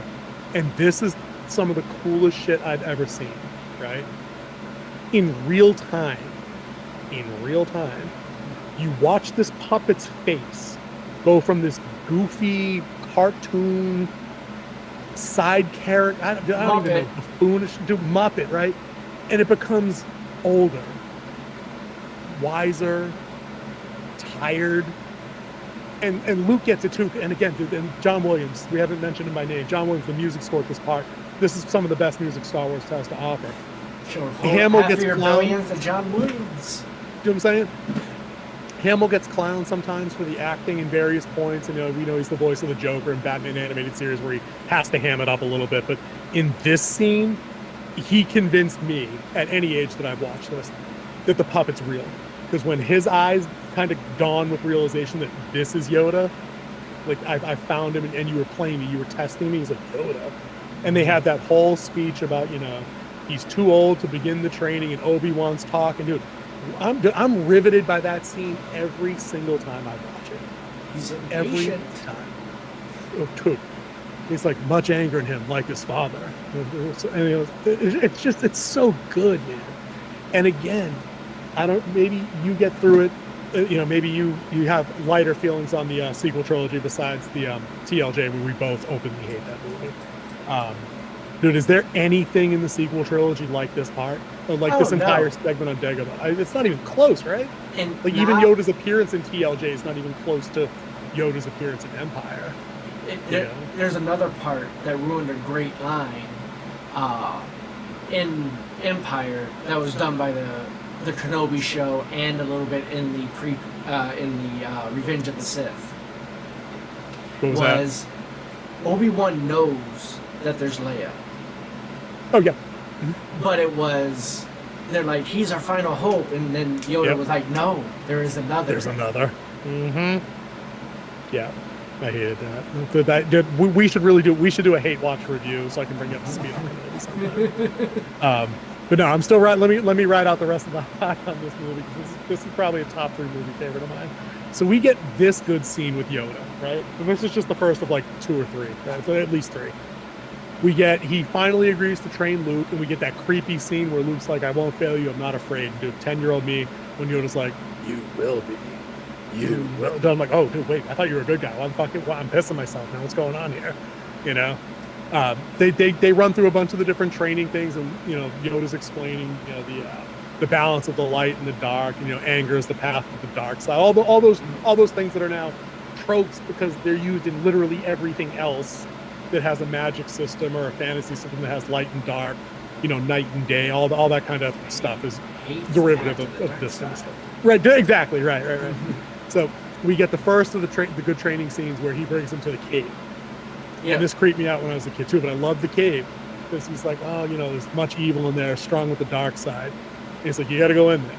And so Luke goes to put on the weapon belt, and Yoda says, your weapons, you won't need them. You have all you need. You know what I mean? And Luke puts it on anyway. And I'm like, dude, the dude told you not to do that shit. Why are you doing this? And he goes in, and basically it's a test. He's in the cave, and it goes to a weird slow-mo kind of thing, and Vader's in the cave, and as you're watching, like, how the fuck is Vader in there? What is going on? And the lightsaber come out, Luke's comes up first, and it's a little blue line and shit. And then Vader's, I swear, it's like it's 10 feet wider, it looks like, and it comes up in that hissing red. And they kind of duel it out real quick, and Luke gets the better of him, and he gets a headshot. Mm-hmm. The Vader helmet comes rolling off, but then the face mask explodes. Yeah. And when the mask is out, it's Luke's face. 10-year-old me had no idea what was going on. Grown-up us knows exactly what. Yeah, it's family. The grown-up us knows, the grown-up me anyway, from that part, said, oh, maybe I should listen to the fucking green guy so I don't end up like this dickhead in the black suit whose head I just cut off. Because that could be me if I'm not careful. The whole fear is the path to the dark side, anger is the path to the dark side thing. That was my big take from that. And I'm like, okay. So I'm starting to dig the whole Yoda wisdom thing. But now you know the part we're coming up on, right? Mm-hmm. He's doing the meditation-y thing. And he's trying to lift the X-Wing out of the swamp. Yep. And he tries, and he tries, and he tries, and he just makes it worse. Every time it just sinks and sinks. And R2 is making these little whimpering puppy dog sounds that he's disappointed. And Luke collapses and he goes, I can't, it's just too big, I can't do it. And Yoda drops knowledge on this dude's world that's like 100 kiloton bomb. Right? Size matters not. Look at me, judge me by your size, do you? And so you should not. My ally is the Force. He gives them the whole big speech. It surrounds us and binds us. Luminous beings we are, not this crude matter. And he just lays it down. And fucking Luke, in a prototypical fucking Zoomer mindset, stands up and puppies it up and he goes, you want the impossible. Mm-hmm. Right? And we all know what happens next, right? John Williams does his thing. He cues the music. Dude, Yoda, right, dude? I love it. Yoda closes his eyes. He's just like, mm-hmm. And then, dude, and again, practical, not computer generated effects. The fucking X-Wing comes up out of the swamp, perfectly level, perfectly peaceful, and just cruises towards the beach where they are. The music's swelling, and Luke sees what's going on and shit, and he walks out all dumbfounded, and he's walking around touching the canopy and everything, and what does he say? He says, I don't believe it. And then Yoda slaps him with the dick on this one. He says, that is why you failed. You know? Like, he gave him the whole, do or do not, there is no try line thing, but dude, that is why you failed line has stuck with me for 40 years, dude. It's like, you didn't believe you could do it, and that's why you didn't do it. You stupid son of a bitch. All you had to do was do it. And it would have been that easy, but you overcomplicate it and this and that. Because I gotta take a break from gushing about that scene, because it's pivotal. Man. It's part of. I'll speak for both of us. I think I can. This is the kind of scene that defines some of our personality and our core makeup as boys that grew up in that era. Like, I won't ever. Like, I could have dementia tomorrow. I probably won't. I'll still be able to quote that part. That's what it means to me, man. Like, it's in here forever that I saw that, and I'm so glad I got to see that a couple years ago on the 40th release of that movie in theater. Just to relive that was amazing. Was to get out and see that, and I love that part so much. Yeah, that one was released in 1980, and that was the first one I saw actually in theaters. Yeah. I have seen every Star Wars movie in theaters at release, our initial release, except for A New Hope. Yep. Because it came out a year before I was born. Yep. Got it, man. Good times with these movies for sure, man. This movie is chock full of great lines, like that are just so quotable. One of the best ones, and now it's towards the end, and it's Han Solo being Han Solo, about to be frozen in carbonite, and she's like, "I love you," and he's like, "I know." Dude, I could bawl just thinking about that right now, man. Because it's so quintessentially perfect, and as we all know, it was ad-lib after like 35 takes of him saying, I love you too. Yeah. And Harrison Ford being like, the motherfucker's not saying that. No. So many great lines. And recently I've worked with Harrison Ford on set. He There is it is. that type of person who will like. Yep. He's talking to the director about let's try to do this as well. So many good ones. But the one that I use a lot is like I have changed the deal. Pray that I don't change it further. Yeah, pray I don't alter it further. I love that Vader line. Dude, you want to talk about Vader lines, right? This is his movie for lines, right? When they get to Cloud City and they meet Lando and C-3PO gets busted up by the whatever the fuck they're called, I don't remember. They're in the Ugnaughts or whatever. When they run into Vader's trap and Vader's in like a formal dining room with Boba Fett and shit, and Solo goes to the blaster quick, which is why I love fucking Solo so much. The door opens, he sees Vader, he bumps behind him a little bit, and he just goes right to the gun, right? Yeah. And he fires a bunch of shots, and Vader just like absorbs him with the glove. Yeah. And it's like ping, ping, ping, ping, and then he force pulls the gun, and he goes, "We would be honored if you would join us." And then stormtroopers just fall in behind Solo, like, "All right, you're captured. That's just how this is gonna be." It's so cool. It really is, man. You know, we skip right over to the end, and he's got about 10 good one-liners when he's battling. When Luke finally comes to battle him, he's got great lines like "Your powers are weak," and he's all kinds of great shit. Because again, you want to talk about the failure of our heroes. Dude, how bad does fucking Vader school this kid in this duel? Like from the opening saber strike, he's like, and he's rolling him off. You know what I mean? Vader's fighting with like one-handed technique as Luke's just trying to like for two-handed swings and shit. Yeah, the straight And power Vader's moves. Like, no. Dude, yep. He just batters him across the Death Star, across Bespin. And he's throwing, at one point he's throwing like cargo cubes at him and shit. He's hitting him with literally everything and the kitchen sink. Until they finally get up to that part where he's up on the catwalk, and this catwalk, for whatever reason, the Empire must not have built it, actually has guardrails. And Luke's trying to, he's trying to make his way to safety, and we get the whole, Luke loses his hand bit, which was another thing that catches you off guard. You're like, oh, look, dude, how did the hero lose a hand? He lost his lightsaber. What the fuck's going on? Yeah.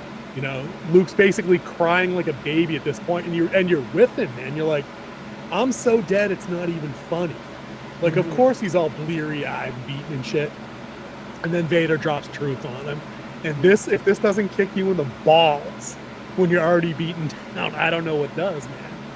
Like, this is a tough scene to watch if you're, like, just rooting for the hero. It's also one of the most misquoted quotes of Yes, Star it is. Wars. He never says, Luke, I am your father. It is, I am your father. Search your feelings. You know that it is true. You know this to be true. Yep. It was Obi-Wan never told you. He told me enough. He told me you killed him. No. I am your father. Yeah, I am your father. Bum, bum, bum. No. That's impossible. Search your feelings. You know it to be true. Dude, it's so crushing. It's so bleak and oblivion. It's setting in, man. It's crazy. And so what does Luke do? He goes, join me. We can rule the galaxy as father and son. And he's like, no, I'm sure all over the side. I'm just trying to fall. Who knows what's down there? 4,000 feet into a garbage chute or something. I don't know. It's like, I don't know how he didn't die, but whatever. I'm not here to discuss this. Because this brings me to like the last... he knew the cheat code to take away fall damage. God code, yeah. He had some kind of buff I didn't know about. Apparently he bought the DLC. Yeah, because we get the Han Solo and Carbonite thing you mentioned with the I Love You, I Know. That was a great scene there. The next scene, I actually just watched a replay of this today. I was watching clips of Star Wars just because. Luke's hanging down on the antenna thing or whatever it is, and he calls out to Ben, but Ben doesn't answer him. Dude, he calls out to Leia. And dude, there's when it cuts into the Falcon as the Falcon's flying away because they're trying to chase Boba Fett, right? It's centered on Lando, and it's slowly panning over to Leia. And John Williams is cueing the music again perfectly, right? And dude, we don't hear, like, and she's on screen, but he's like, we don't hear him say her name again off screen. We just know through the music that she's answering him. She just says his name. She goes, Luke. But it's the look in her eyes that let you know she heard him through the Force. Like, she heard it, right? Mm-hmm. She's like, we have to go back. Chewie turned the ship around. And Lando's like, and what about those fighters? And Chewie's just like, Arr! He's like, all right, we're going. And then the Falcon does this. It does this turnaround. It's flying back at best when it comes up and over. It's all graceful. It's graceful as fuck. It comes up and over this ring of clouds and turns over, and the engine's just gone. And it shoots right at the screen. You're like, oh my God. Dude, where is any of that in new Star Wars? Where is that? Where is that quiet, dramatic moment that just blows you away? Dude, she just had to say his name. That was it. That's all. Yeah. And you're like sold. That's a character she's close to. You know, it wasn't funny. Nobody made a joke. I mean, Lando being like, all right, was just like Chewie didn't maul in. Like, it wasn't played for yucks. It wasn't her screaming Luke's name back at him. You know, it was. Oh man, I can't. It's too good. Old Star Wars is objectively better. It's just objectively better, man. Even with the prequel trilogy, it was better. I mean, at least we could find billions of faults. I mean, we could find some faults with the original trilogy, sure. I mean, everything man-made has faults, right? Yeah. We could absolutely find some stuff wrong with the prequel trilogy in terms of pacing and creative decisions, things like that. Darth Maul wasted as a villain in Phantom Menace, 100%. The other things, the midichlorians and stuff like that. Attack of the Clones is a mess in a lot of ways. Revenge of the Sith is kind of bloated. It had Order 66, and if that doesn't punch you in the heart every time you watch that, I don't know what to tell you. That gets me every time. Even though the end is the final battle. Oh, dude, that's the best lightsaber duel in Star Wars. Yes, in live action, there's some cool shit in the animated. Yeah. Oh yeah, definitely, because you get all the techniques they use to clip frames out to make it look even faster when they're having the standoff in the beach, where it's basically them just flourishing the lightsabers at each other was nuts, and then you get the whole like, yeah, you're my brother, I loved you, and Andrew's just like, I hate you. You're just like, oh, okay, well then you're done, you're Vader. Like that's just how that is now. You get the Youngling Massacre, which is part of Order 66, which was awful in a great way. You know what I mean? In a great way to watch in terms of like what's going on in the movie. But dude, Empire, dark AF throughout the entire thing, ends on the ultimate of down notes like they describe in Clerks. You know what I mean? Like Luke gets his hand cut off, finds out Vader's his father. Han's frozen in carbonite, taken away by Boba Fett. The Empire has the Alliance on the fucking run. Like, this is some dire straits here. Yeah, dude, we're boned. Like we're actually boned at this point. Yeah, I mean, the end of the movie is pretty much them running with their tail between their legs because they just got handed to them. Yeah, the only minor victory there is that Luke threw himself into a garbage chute and gambled that Leia would hear him because he didn't know yet. He had absolutely no idea. He was just calling out to the next closest person to him in his life. And it arguably could have been Han, but he already knew Han was boned probably. Because Leia was like, it's a trap, and Han wasn't with her at the time. So he probably made a reasonable assumption that Han was in some shit, So I don't fault him for that. But yeah, it ends on the ending ends on a bum note, but like at least that last scene is him holding Leia, and they're on the medical frigate kind of overlooking whatever planet they were adjacent to. So I mean, at least they were together, you know what I mean? Yeah. So there's just enough hope to like let you walk out of the theater, not like Infinity War where you're like, dude, the good guys just lost. I gotta wait 2 years for this shit. I gotta wait 2 more years to see Avengers assemble. Like, no, like at least there was Luke and Leia together, and that was good. You got time to do Jedi real quick? We don't need to go long on Jedi. We can go quick. Okay, cool. So we won't even do the scene by scene breakdown. Let's just talk about the movie in general, man. So right here's the original poster of Return of the Jedi. But I really wanted to show this 40th anniversary poster because that is a sick poster right there. I thought it was awesome. Oh, yeah. Dude, good find. The 40th anniversary that was released on the 28th of April. Oh. Yeah, that's not just up. I got to see. I had heard that was coming out one night only. And when I come across it, it was like 5 days before I was set to go on vacation. I was like, motherfucker, I can't believe I'm going to miss this. I was telling my brother about it because my youngest brother hadn't seen any of these in theater because the originals, he was already way too old for those. Like, I'm way too young when they came out. I mean, he missed all that.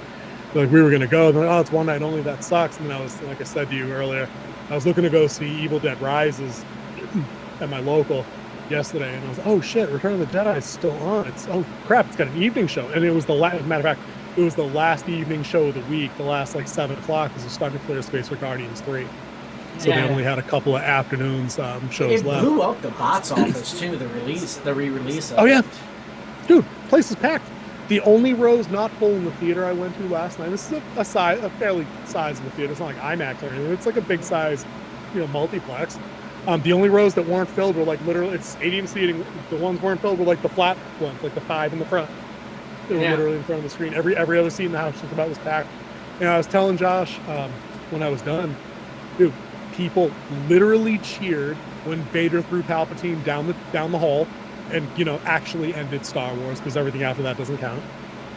And people actually applauded when the credits rolled and they hit that final theme. And like nobody did that at TLJ. Yeah, nobody did that at Rise of Skywalker. The whole redemption of Anakin. Yep. Right. Like that was it. Because he didn't die Vader, he died Anakin Skywalker. Died Anakin. Right. Yep. And I'm able to now push the sequel trilogy farther out of my mind, because that scene is so great, where he's like, because the Emperor's hooking Luke with the Force lightning, and he looks back and forth like twice. And again, John Williams in the editing and the music, right? The music's swelling, and he makes that. And in this stupid version, it's the one where he says no, like he did in Revenge of the Sith. It's not the original cut where he just does it silently. But it's like, what always gets me about that scene is when he looks back to Luke and he looks at the Emperor, and Luke's like, "Father, please." He gets one more good look, and then he has this look. Vader has this little rear back, and he just lurches into the body grab, and then they cue the Force theme, and just pitches his ass right over the side. And people literally, dude, it's 40 years later, people cheered this moment. It was amazing, dude. Amazing. I've seen that scene 1,000 times. 1,000. YouTube has made it easier to get the count up, And dude, you know what I mean? I could watch that on a loop. I love the part where the Force lightning it's flickering in Vader's mask at the end after he throws him still. And I'm just like, dude, that's so cool. So cool. Need more of that, please. So I'm here looking at some stats on all the Star Wars right now. Yep. The highest rated Star Wars on Rotten Tomatoes is Empire Strikes Back with a 94%. Yep. Number 2 is the original, that with 93%, and the only one that ties it that comes even close. Force Awakens with another 93%, but then it goes all downhill from there. I believe that because I think there was a metric ton of fan goodwill for when The Force Awakens came out. We had no idea what to expect. There was no Disney Plus yet. People thought it was going to be another Star Wars, at least as good as whatever the best parts of the prequel trilogy were. And I think that's fair. I think that's a fair assessment. Now, this is also critic scores and not audience scores. These are straight critic scores. Oh, then that's even more surprising then. Yeah, because I'm here looking at The Last Jedi has a 91%. Yeah. What's the audience score for TLJ? I have to look that up. Let's go to Rotten Tomatoes and find out. I'm calling 68% on that. And you're seeing it live here on Winter Wolf's Den. Digging it. 68. Here we go. Although the number 56 is jumping out in my head, but I'm sticking with my 68. And I have a reason why I have that as my guess. We all know Rotten Tomatoes and other sites like Metacritic have largely been infiltrated by certain corporate interests that do review locks, and they do shadow takedowns of reviews and let you know that your review didn't meet community standards and things like that if you say negative things, even if they're properly worded without offensive language, racial slurs, anything like that. Like basically, Disney owns a large portion of Rotten Tomatoes and has executive control over what can be posted. That's why the Captain Marvel reviews got locked, in the same way that Amazon was able to just in-house lock negative reviews of Rings of Power and kind of paralyze its descent into what should be a sub-5 rating to right around, I think my brother told me, it's at a 6.6, I think, despite thousands and thousands of negative reviews. And it's 42. Oh, okay. And there you go. And it's because of the treatment of legacy characters. That's the whole thing. If they had, all that movie needed to do to avoid that rating was just write Luke down as a pussy. Honestly. I mean, it still would have had all its other flaws with, a Canto Bite, the Casino Planet bullshit part. But I think largely, people would have mocked the Mary Poppins Leia thing because that's just stupid. That was in the last one. That was in the Rise of Skywalker, wasn't it? No, that was TLJ. That was 100% TLJ. Yep. because the only Space Witch footage Leia. they had of, yep, the only footage they had of Carrie Fisher for Rise of Palpatine was the unused stock footage from TLJ. Yeah, that was absolutely her, because she was with Holda when she came back after she came out of the coma. That was absolutely TLJ. So I mean, people would have made fun of that, and you know, space horses and all that stupid. Oh no, wait, no, space horses were Rise of Skywalker. They freed space goats or camels or whatever in the casino planet. That happened in TLJ. But I mean, yeah, all they had to do was write Luke better, and people would have this movie would have passed. Like people would have just had their nitpicks, but it was largely that. It was you dunked on Luke fucking Skywalker in his own movie. How? And especially after these dickheads cut him out of The Force Awakens. I mean, Hamill's on record, man. When he got the script for Force Awakens, he was like, dude, I read 160 pages of this shit, and my guy showed up on like page 158 and had no dialogue. Oh, The Force Awakens, yeah. Yeah. You know what I mean? Like that's crazy. But dude, Return of the Jedi, man. 2 movies in one, really. Because you got everything that happens in Jabba's palace, and literally everything that happens on Endor. Yeah. And it's like there's like a hard gap in the middle where like our group reunites, and then they go on space mission to Endor and the Death Star kind of thing. So I like the movie. It's not my favorite of the 3 by far. Empire is far and away my favorite. You know I grew up here, right? You know you're gonna die here, right? Convenient. So I love that one. See, and that's what I mean. Like Jedi has some legitimately funny shit. Like when the execution scene's going down, and you know Luke does his acrobatic thing, and they're fighting them off and everything else. Lando goes over the side of one of the barges, and he's hanging on. That way the Sarlacc pit doesn't grab him. And eventually Han falls over the side, and Chewie grabs him, and Chewie hands Han the blaster, the pistol. And Lando's like, whoa, I thought you were blind. And Han says, no, I'm seeing much better now. And then Lando says, higher, just a little higher. But it's like, they deliver the lines so quick, and it's almost so quiet that, no, I'm seeing much better now. It's funny, but it really doesn't undermine the peril that Lando's in. It just works. It just works in a way that doesn't make me think that, like, this is all a fucking joke to everybody. You know, and that's really all I need out of these kind of films is, dude, you got to take it somewhat seriously sometime. Otherwise, there's no stakes to anything. Like, if the whole thing was played for yucks, the Vader Skywalker throne room battle, which is probably my favorite. It's not the best choreographed. That's Anakin and Obi-Wan in Episode 3. But emotionally, when Vader taunts Luke into coming out of the shadow by saying, if you won't be turned, then perhaps your sister will. And he's like, Darth! And he just comes blazing out with the saber going. Dude, you got the choir rising. Again, it's always the musical cues, dude. The musical cues. It's rising, and Luke's just hammering this dude. Hammering. And he gets him up against the guardrail, and he's like, bah, bah, boom! And then the uppercut swing takes the hand off, and you're like, the fuck just happened here, man? And dude, for a minute, and maybe you feel different, I thought they had Luke. I thought they had him. But then again, good storytelling hits, right? He looks down at his hand, and you see the robot wrist part through the glove, and he knows it's a robot, right? And he looks at Vader's stump that he just chopped, and the Emperor's like, good, my new apprentice, whatever he says, and Luke's just like, puts the saber away, fucking shucks it. He's like, you failed, your highness. I'm a Jedi, like my father before me. And the fucking the Emperor just has this like Grinch stole Christmas look on his face where he's like, so be it, Jedi. And then, you know, cut the space battleship. But like that whole lightsaber battle, dude, where does that rate for you, like all time? Like, is it up there, or do you like the other stuff that's more acrobatic and choreographed, a little more flashy? Well, you're dating a young guy versus an old guy, so it played into the dynamic of the characters at the time of the battle. True. That's a fair point. That's a good point. Also, Anakin was never that strong with the lightsaber. His force power was his strength as a Jedi. True. He proven that time and time again. I mean, even with the Lord Dooku fight where he lost both hands in the sequel trilogy. I mean, there are points in these the prequel trilogy that hit real well. Like Hayden Christensen's acting as Anakin was based off of how Luke acted in A New Hope. He played it off and like, oh wow, it was on purpose why he was such a bad actor, because he's playing off what Luke actually was.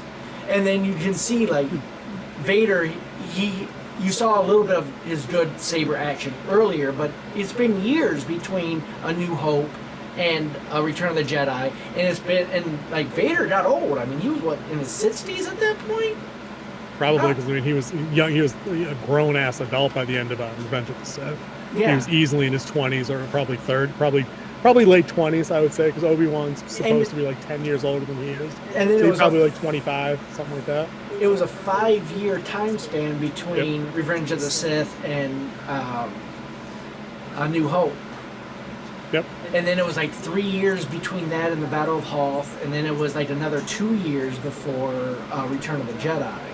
Oh, yeah, all that stuff's on the timeline inside all the novel covers and shit. Yeah, that's for real. Yeah, So like that. I mean, he was a much older. So I think the battle played into an older guy who's trying to play back to his strength, which he used a lot of force stuff, throwing stuff at him again, and just pretty much defense and looking for that opening, and then Luke overpowered it.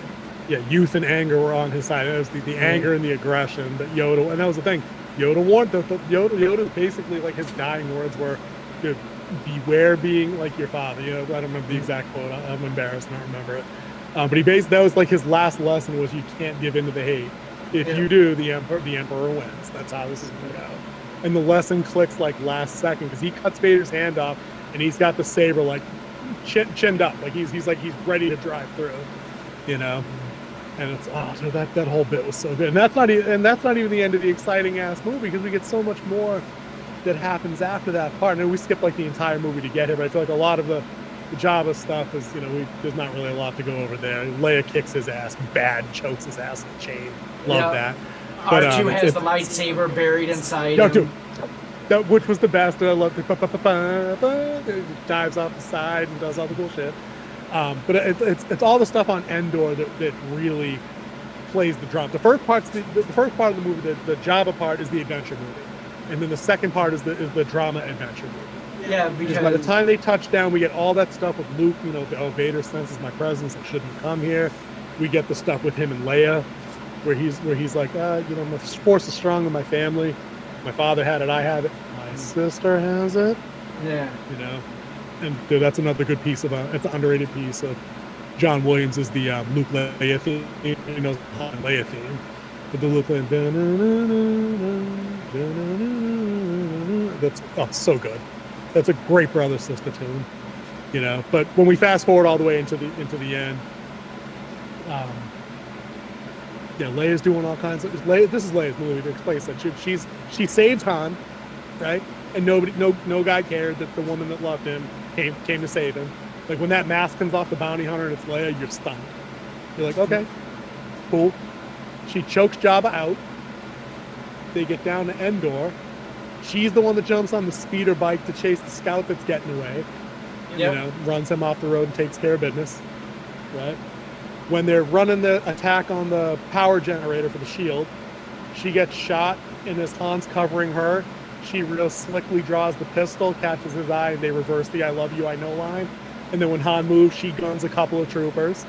So, like, again, you also talk about good comedy is when you realize everything about Endor was a trap. It's a trap. Oh, yeah. Yep. It's a trap. Where Han goes running into the shield generator base. He comes running and charging in, and all of a sudden he comes running out with a whole bunch of stormtroopers chasing him out. Yeah, I love the part that they clown Han a little bit in this movie when they can, because he does the thing where, like, he tries to sneak up on one of the scouts guarding the thing, and he steps on a twig and it snaps, and the trooper just fucking backhands him, knocks his ass out cold. And it reminds me of Jack Burton at the end of Big Trouble in Little China. Like, he jumps out like he's all ready for a battle, and he shoots the ceiling, and a giant chunk of rock comes down and knocks him out, and he's just out for the whole fight at that point. Until, like, the next scene, I'm like, Han just got clowned. And it happened a couple times, but again, I'm like, they're having fun, and he still has his moments, because, like, when they actually get inside to destroy it, when one of the Imperials runs on him, he bangs a charge off him and knocks him over the edge, kind of thing. I mean, when the melee breaks out, he's tossing stormtroopers and taking blaster shots and no-look shots and all kinds of cool shits. I mean, they had fun with a little bit of the slapstick, and it's cool because it's balanced. You know what I mean? that shit all works when they treat all the characters respectfully. So I don't mind that. All right. So what was your take on the Ewoks? Dude, I was hoping we got through this whole thing without talking about them. I don't hate them, but I know I'm cynical on them being there as the merchandising thing for the movie. They're built into the story. It's their planet. They helped the rebels fight. The rebels couldn't have succeeded without their help because the Ewok showed them the back door to the power plant. You know, so I mean, they had reason there, dude. It gets a little sappy actually. I teared up last night when there's two of them running away from a chicken walker, and the blast hits the ground and they both go down, and one of the Ewoks dies, and the other one tries to like tap it awake, and it's like, hey. And then it whines and it hugs the one that died. I'm like, oh, okay. So I mean, dude, they felt like real characters. I mean, so that has merit for me. So I can't hate if you can elicit that response from me in a half a movie, then it was good. Then they're okay. So I can't hate them as much. They say you could base your age on if you like or hate Ewoks. If you're over 50, you probably don't like them. Yep, and if you're under, because you were a child when you watched it, you associate it with your teddy bear. Yeah, but I don't know. I mean, I guess when you're a kid, you just accept literally anything's possible in a movie. So I guess the giant teddy bear tribe, I guess, was a thing. I wasn't keen on them trying to barbecue my heroes. You know what I mean? Like, until Luke does the raise 3PO up and spin him in the chair a couple of times trick. But I mean, that part of the movie has has our background that we had up earlier. Is that up still now? Is that we have the Jedi poster up now? I can't see it tonight. No, it's not up. Yeah. Okay, you know, so we can throw that back up for a minute if you don't mind. Just the so 40th or the old one? The one I sent that has Han, Luke, and Leia. Okay. It is up. So, thank you. Here's my 30-second rant on this. This right here is what the sequel trilogy should have started with. These three, 10 years later, in their prime, of their lives, in their established positions of what they're all doing, as a family, as a team, raising Han and Leia's children, Luke starting the academy. This single shot was on screen for a tenth of a second and perfectly encapsulated what Star Wars has been forever for most fans. And you ignorant a-holes at Disney thought you knew better than the guy that invented it and the millions of people. And millions of people. Thank you, good insert. Of people by telling you this is what it should have been. So for that, I say, fuck you, Disney. Right up to whatever you want to. That's all for the rant. It should have been Han, Luke, and Leia's trilogy to hand over down the stretch to new characters for a younger generation to become attached to like we were. And you guys fucking blew it. So one of the things, we all know it's NFL draft season. That was last weekend. It happened. And one of the things you try not to be, and you get criticized a lot as a GM, when you try to play the smartest man in the room. That's how you get Chris Ponder drafted in the first round instead of the third round, like the quarterback he was. Yep. And that's exactly what Disney played. They tried to play the smartest person in the room and give you what they think you wanted instead of what Star Wars was and what it couldn't have been more wanted. fucking obvious, man. It's a guilt trip that a lot of people, because the reason why they did Force Awakens the way they did, and I mean even Matt Damon has had things where he's talked about this, is movie industry right now is scared. They're scared to put out new content because they're scared people won't go see it. So they try to beat an IP to death that has a built-in fan base that would guarantee money coming in. Because every time they try to do something new, there's people out there that's going to hate it, or they're going to get offended by it, or they're going to say, well, you hate it because it's new, or you hate it because it's this demographic. But if it's a good story, you really don't care. Fact. That's the main problem, is that they make these movies with fear in their eyes, and because it is fear, that's why it's crap. The other reason why everything's really bad is everything today is referred to as content. It's not referred to movies anymore. It's not referred to a series, a show. It's content. And content is made in a mass production factory. It's not made... Assembly line of garbage. Yeah, it's not made for viewers. It's not made to make people feel like they used to. The purpose of a movie was to make you feel something that you're not used to feeling. Put you in a situation that you're not used to having.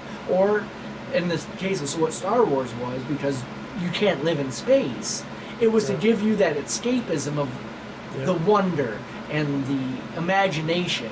And now they try to take all that away from you and put it in content.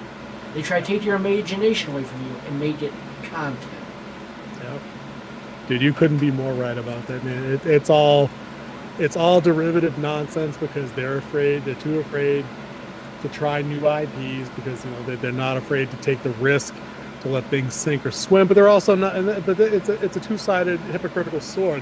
They're also not afraid to invest proper time in developing new ideas to the point where they could potentially be successful.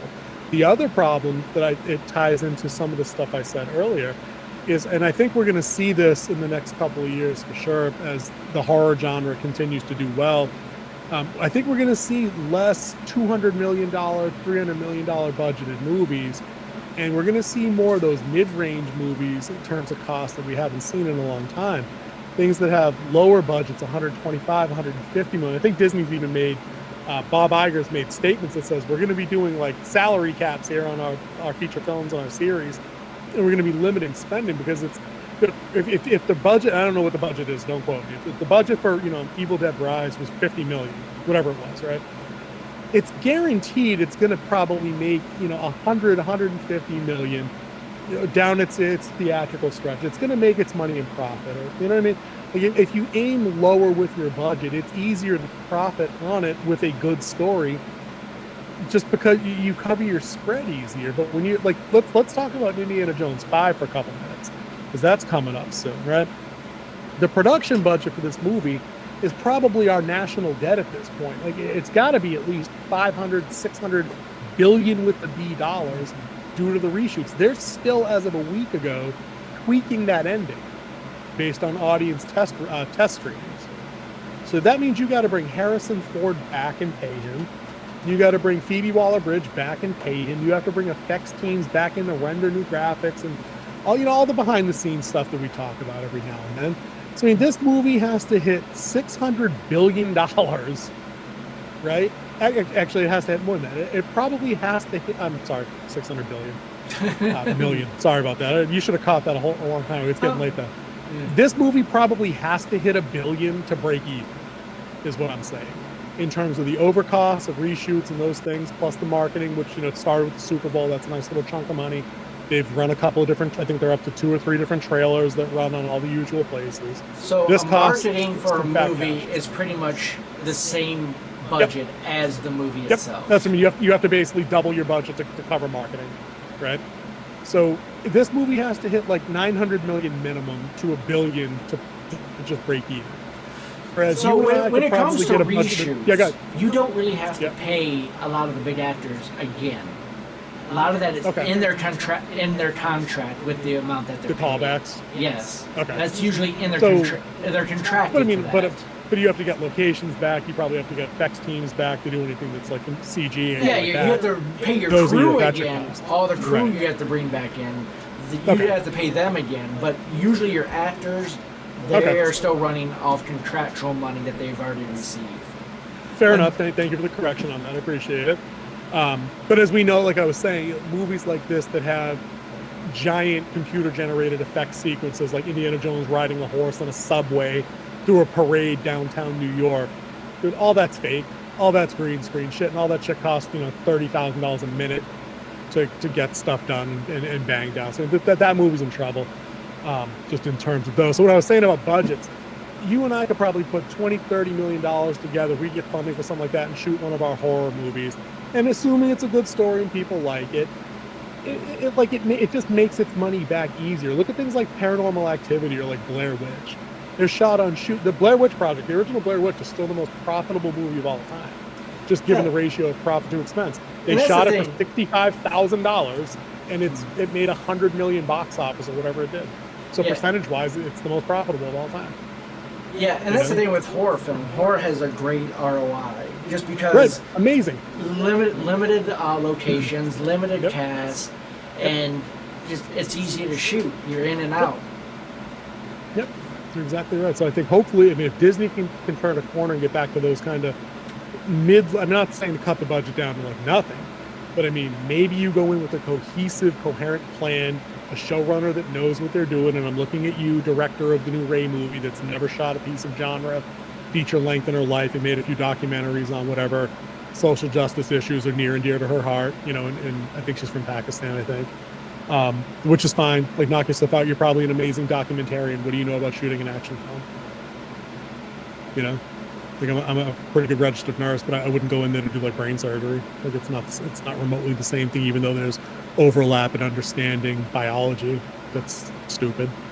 You know, so I mean, hopefully we get back to that. But you know, on the Jedi front, Ewok issues aside, with that kind of silliness, I feel like there's enough good closure at the end of this movie to make it all worthwhile just to sit through the silliness, like the ending stuff with Vader and Luke, where he asked him to take the mask off. That gets me every time too.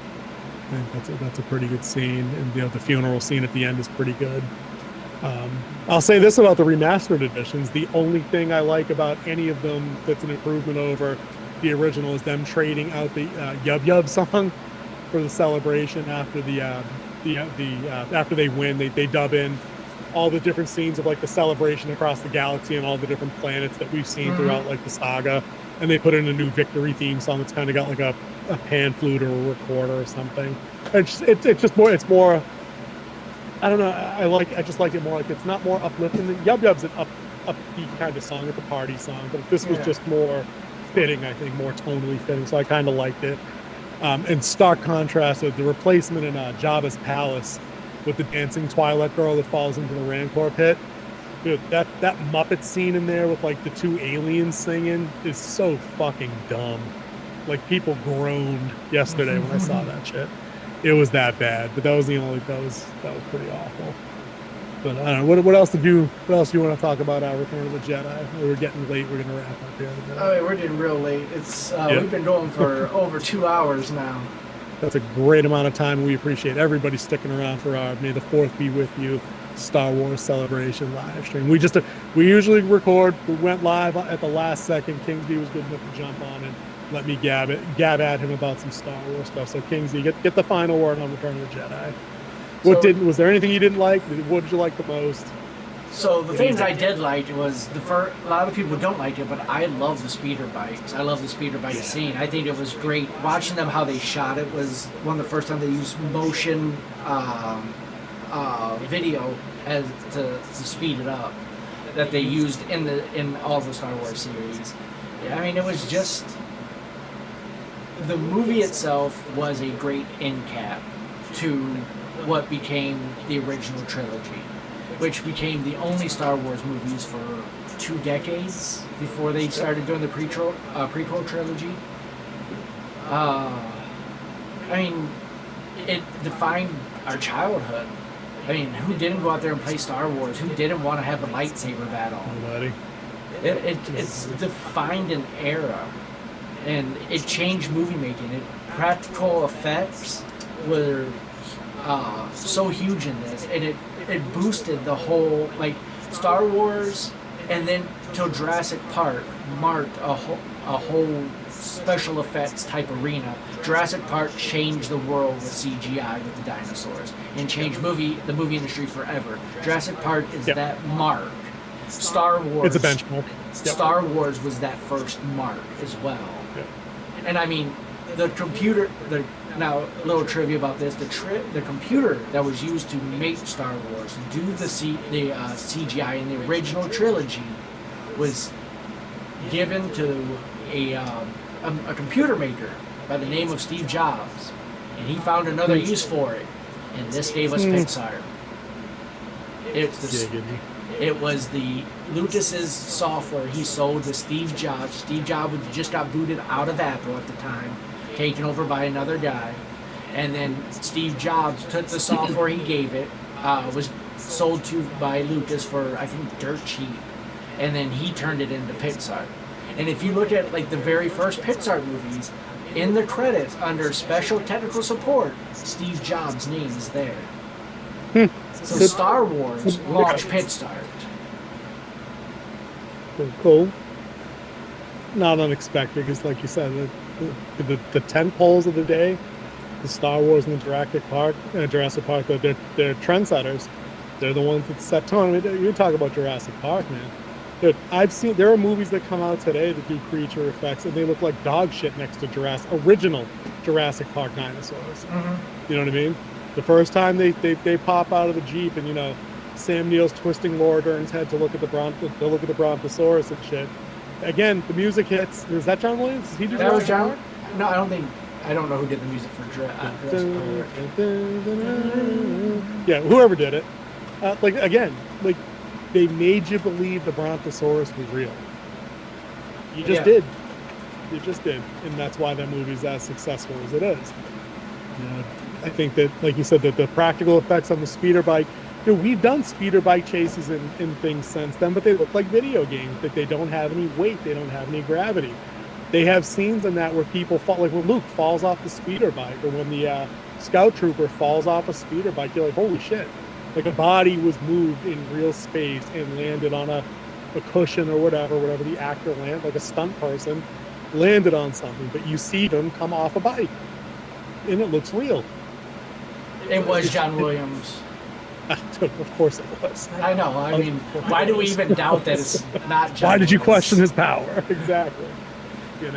So you want to hear a crazy number? Shoot. Star Wars, A New Hope.